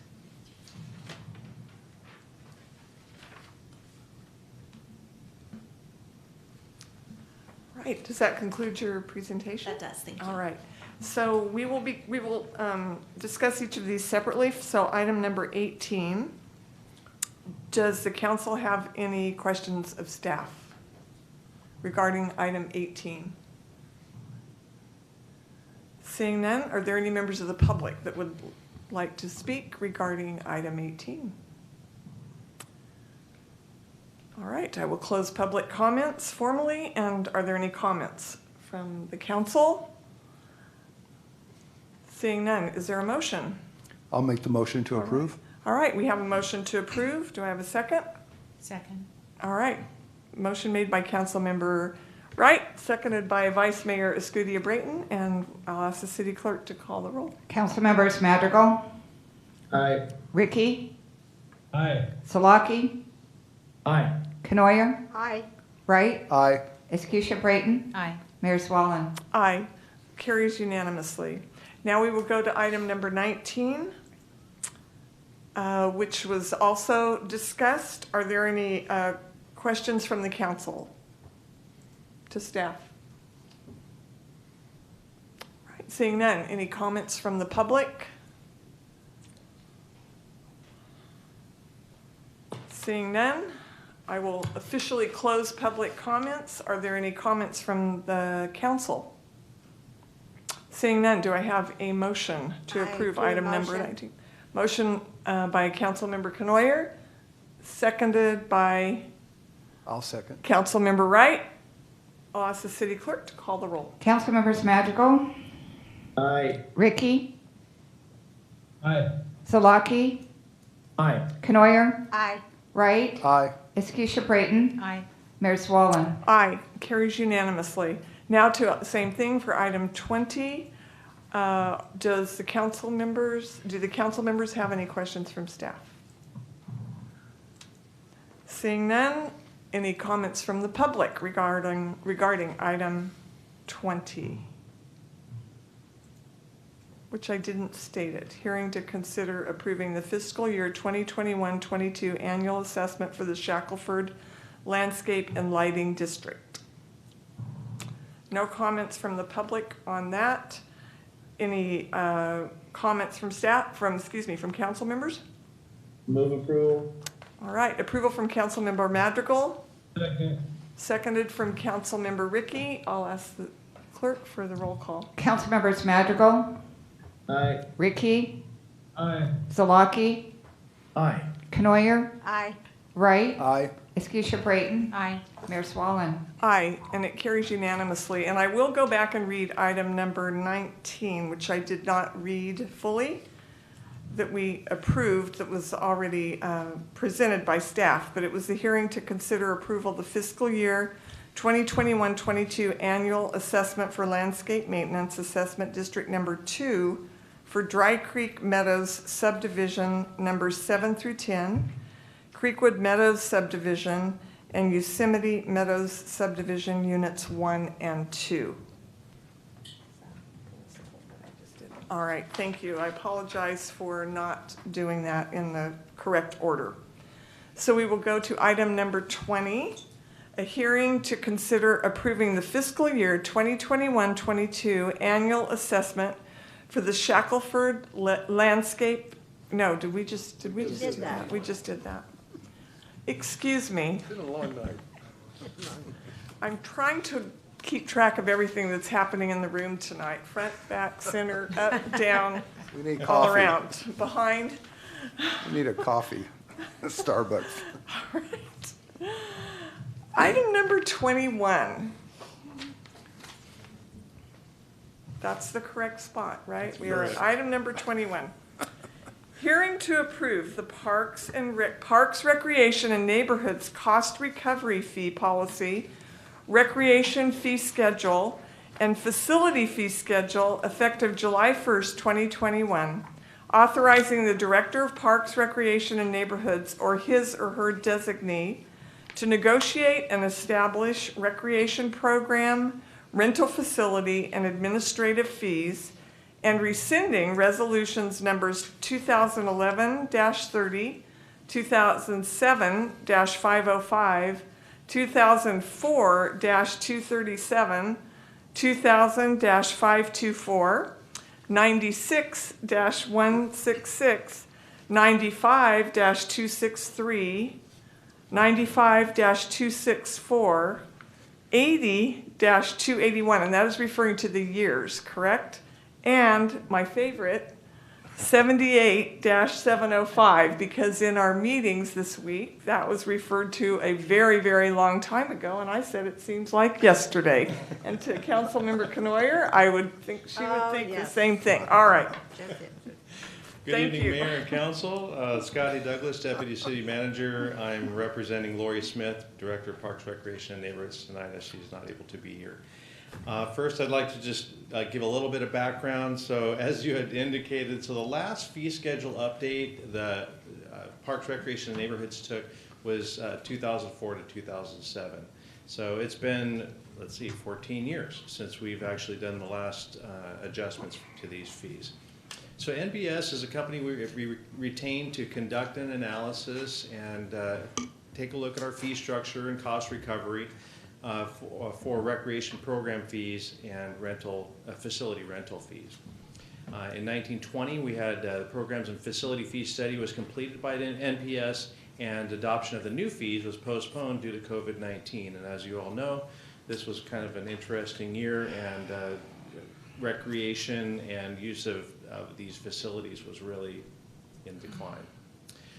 So let's see, and then this item was also considered and approved by Finance Committee and at the budget workshops and recommended for approval.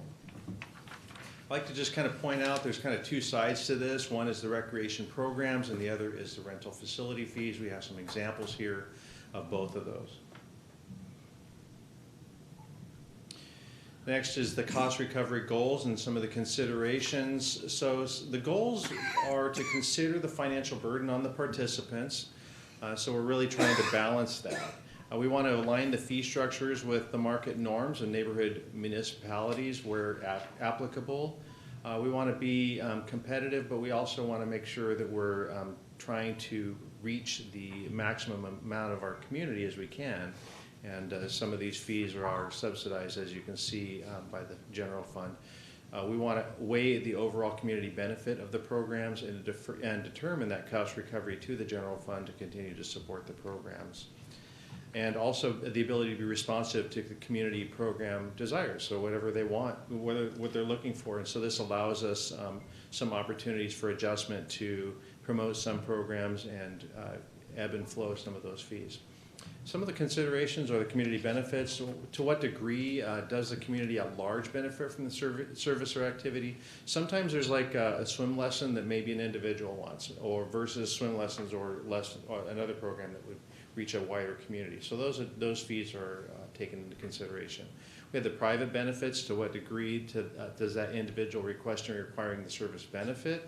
And then also some of the considerations are policies and goals, and I'm going to go to my page here because it's getting covered up. Community desire for the new services and taking market conditions into consideration. Next is cost recovery methodology. So we have some thresholds there. So when you see the high private benefit, so the cost recovery is like 90 to 100%. So that's like the individual seeking, that instruction. versus if you go down the list there, high community benefit, that's when we're looking at 0 to 20%. So sometimes that might be subsidized 80 to 100% by the general fund, depending on the community benefit. Next is our recreation program fee schedule. So these are some examples of those. We have the private swim lessons, where the current fee is $110, it'll be $160, and you can see there some of the different levels there. So some of them raise just a little bit, some of them raise a little bit more than others, and the Junior Giants is free, and that is a free. That's a cost recovery that's done through that particular program. Okay, so facility rental fee updates, the administrative fees, the rental fees, we have facilities, parks, trails, sports, fields, and courts. We have a flat fee that's over 3 years at 10%, and then scaling down to 5% in the next 2 years following. So this is a 3-year adjustment that we're talking about initially. And then following that, every year an annual inflationary adjustment that's based on the CPI. And so as we just noted, 14 years since we actually visited these things last time. So now we're looking at it's just kind of a slower tiered instead of a larger increase. The administrative fees won't exceed the actual cost of the administrative functions. And then the director's authority, which is important to note here, is it gives the director the authority to negotiate and establish department recreational programs and adjust the facility rental and administrative fees within the set targets. And so there's some notion here to think about how, in the winter time you might have different usage of these facilities versus summer and things like that. So that gives the director the ability to make some of those adjustments. Facility fee revenue projections, and so this is just a snapshot here. It shows you that the annual average revenue that we receive now is $506,950, and then what we're looking at here is just an increase in year one. So that's at 10%, where we kind of raise it to 10%. We'll be recovering about $53,000 more a year, and then year two and year three, you see that that's tiered to around $30,000 each of those years. So I'm not going to read the recommendation that you read so well, so I'm just going to turn it back over to council. If you have any questions, I'm here to answer those. All right, questions from council members? Right, I don't see any at this time. Any comments from the public? None at this time. Comments from council members? Councilmember Ricky. Yeah, so on this, and Scotty, we've talked a little bit about this before, but I think that, the challenge that we've got here is that we're dealing with smaller community venues. I mean, first of all, let's just say that the rec programs, I agree with what you guys are doing. I think it's really good. But on the actual venues that we're talking about, which are generally smaller, more community oriented, used for family get-togethers, stuff like that. These are not like generally used for big public events or anything like that. And so, although I do think that we do need to raise the prices a bit to, to catch up with what things cost these days, I think we need to be really careful. And I really strongly oppose connecting these fees to the CPI, especially the CPI of the Bay Area, which we have little, if anything, in common with. I think that's a really bad idea for these particular venues. I also am, just concerned about kind of the way that we are pricing these things overall, and I hope that in the future that we can consider a more supply and demand based model for rentals to try to encourage people to rent facilities in off times at a lower rate rather than giving everybody the same rate and just every time a year, which, there's a reason why hotels, they charge $50 for the first room and then, 70 for the next 10 and 100 for the next 10. It's like, it's based on supply and demand, and it's a way to fill up your venues, which increases your TOT and your sales tax and revenue for local businesses that are impacted by these venues. And at the same time, generate more revenue from the venues. So I'd like to see us approve this program, but with the caveat that I don't think we should tie ourselves to CPI increases. And in not tying ourselves to CPI increases, I hope that that'll give staff the 3 years they need to come up with a more supply and demand based program to really try to design these venues to generate revenue across our economy as opposed to just kind of mindlessly raising our rates based on San Francisco CPI. Thank you. Thank you. Comment from Councilmember Madrigal. Just slightly related to parks. Scotty, if you could bring, I received recently an inquiry from a very ardent pickleball advocate telling me that, you know, they ideally like to see conversion of some of the, I think it's Bayer Park courts into pickleball courts. Apparently there's like 40 or more folks that use those every day in the morning, and that there's potential to attract regional tournaments. And, you know, speaking of, you know, supply and demand that, you know, Councilmember Ricky was talking about. So if at all possible, just at a future council meeting, if we get a report back on, you know, pickleball use in our city parks and you know, what potential there is to develop any of our park available spaces that are, say, underutilized, such as underutilized tennis courts, into pickleball courts. What would that look like? Maybe what would the costs be? Things like that. And there was another topic I was going to bring up. Darn it, I forgot. I'll try to remember, but anyway, that's what I got for now. All right, thank you, Councilmember Madrigal. Any other comments from council members? I don't see any. Do I have a motion? I'll make the motion to approve. Motion, okay, thank you. Motion from Councilmember Wright. Second. Second from Councilmember Scudia-Rayton, and may we have the roll call? Councilmembers Madrigal. Aye. Ricky. No. Zalaki. Aye.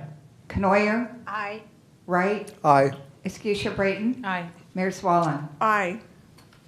Thank you. Passes 6-1. Good job, Scotty. Take it. Appreciate your comments. Yes. On to item number 22. Consider approving various agreements to transition transit services to the Stanislaus Regional Transit Authority. Welcome. Thank you. Uh-huh. I know it's late, so I'll be quick. So first of all, I want to recognize that Councilmember Conoyer hinted at this item earlier when she mentioned the white buses.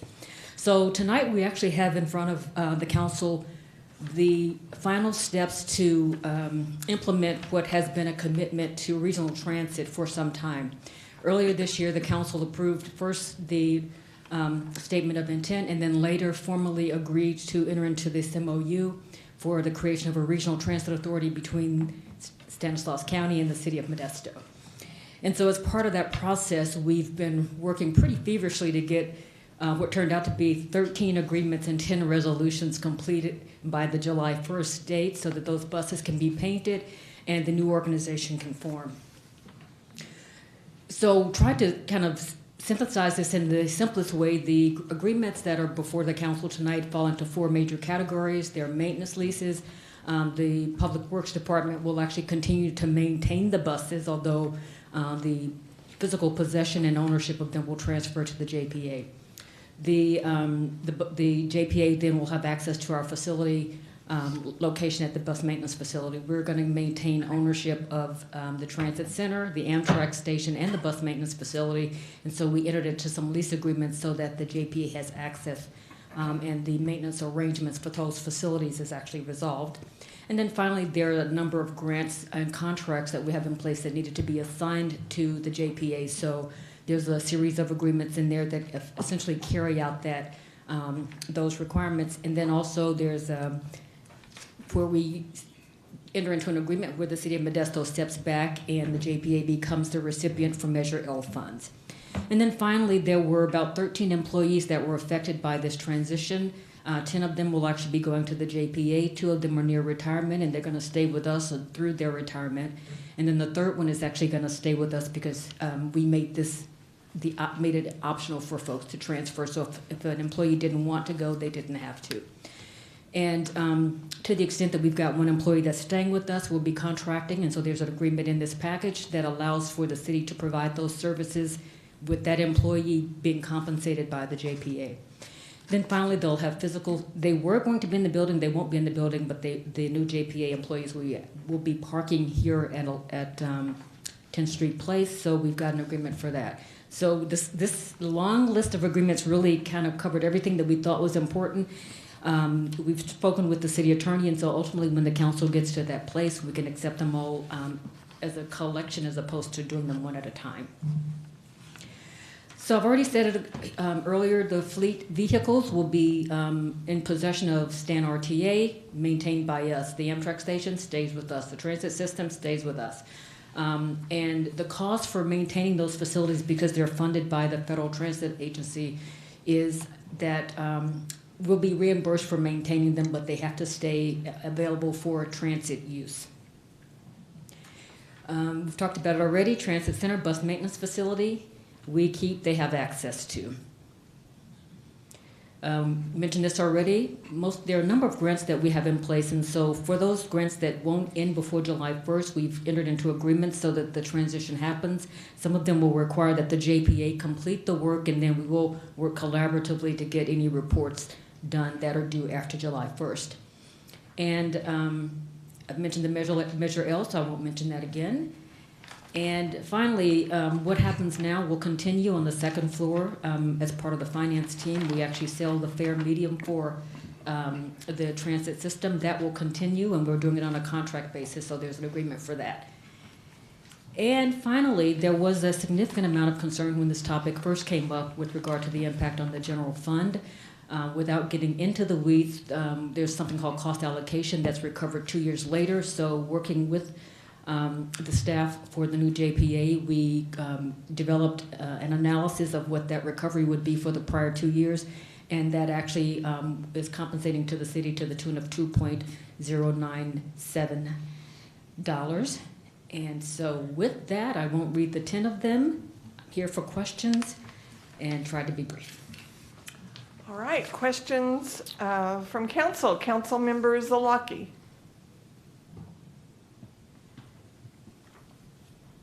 Get the button pushed right here. First of all, Cora, thank you. In fact, the entire staff that's working on this, Scotty and the city manager, there's like 23 agreements and resolutions on this particular item. It was a lot of work, and as you pointed out, the date was July the 1st. That was the date that was targeted. So I know how much effort it took to pull this together. And of course, the hopes and the efforts of consolidation is to bring better service to those that rely on our system. And I think we're well on the way. We will now incorporate the county and the city of Modesto into one system. Transfer between it will be one system. The operational of buying tickets, doing from one system to the other will be simple. It will be one system. And there's just a lot of opportunity yet to be realized to fulfill the goals and dreams that we have for this particular system. So I just wanted to thank staff for their hard work.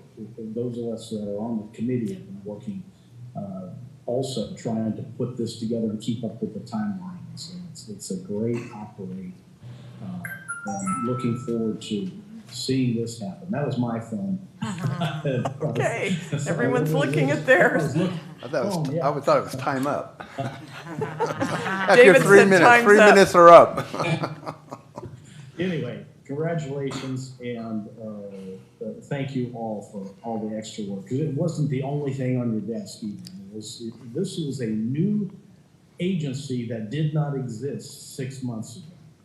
and it does now, and it will hopefully go forward, bringing better transportation to a much-needed county. Thank you, Cliff, and everyone. All right, any other questions from council members? Councilmember Wright.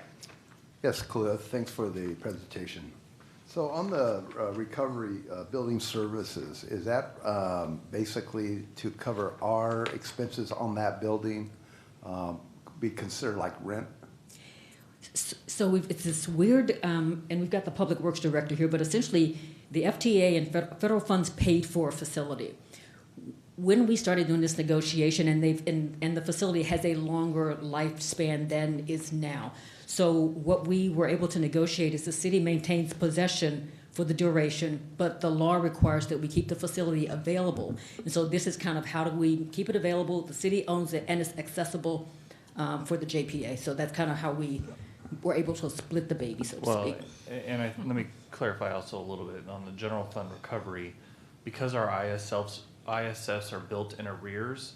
That means we wouldn't have collected that money from them for 2 years from now, right, even though the costs have been incurred today.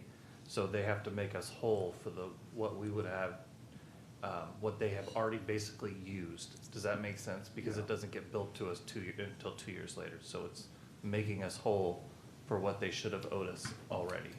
And will the maintenance people be part of the JPA or?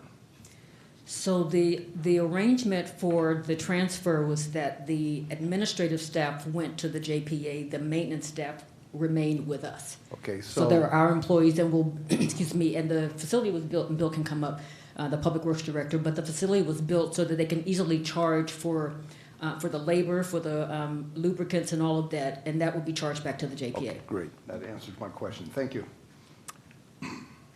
All right, I do not see any more questions from council members. Any comments from the public regarding this item, number 22? Seeing none, any comments from the council? Councilmember Canoyer. No, the thing is, my comment is that I would like to be able to make the motion. All right, okay, well, we've heard. I had a comment. Yes, okay, Councilmember Madrigal has a comment. Yeah, just wanted to add my praise and appreciation, obviously, to the staff here at the city, the staff over at StanCog, and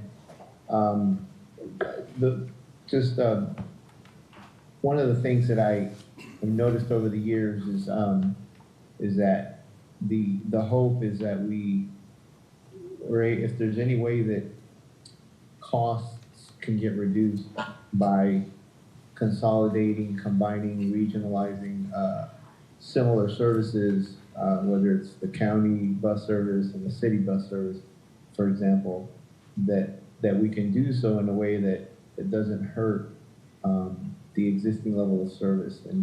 And I'm hopeful that this new agency will go beyond that as it's showing promise to do so, to not only not see any change of service, negative change of service or decrease in service, but more importantly to see an improvement in service. I look forward to seeing this new transportation service meet a lot of unmet needs, reach and serve a lot of historically underserved areas in a way that hasn't been done before, and it's for those reasons and many others that I'll be voting in support of this. All right, thank you. Councilmember Zalaki, did you have a comment? I do. I didn't know if Flora wanted to answer any of the questions that Councilmember Madrigal said. I was not.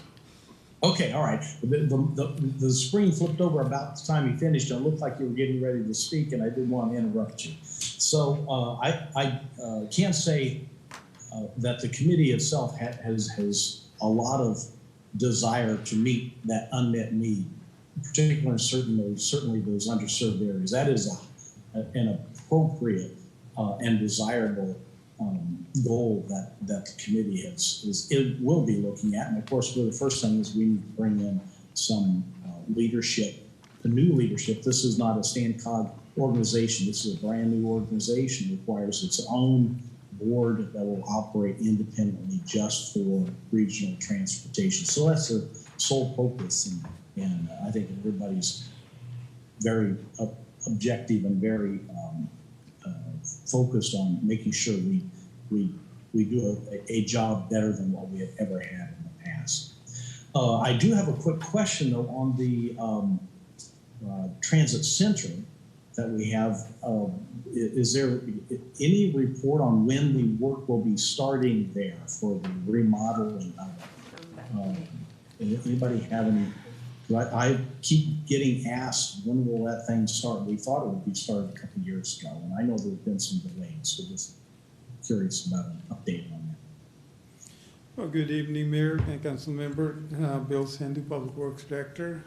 Yes, Council Member Zalaki, we will be, the design is almost complete on that project, and it should be going out to bid within the next couple of months, I think by August or so.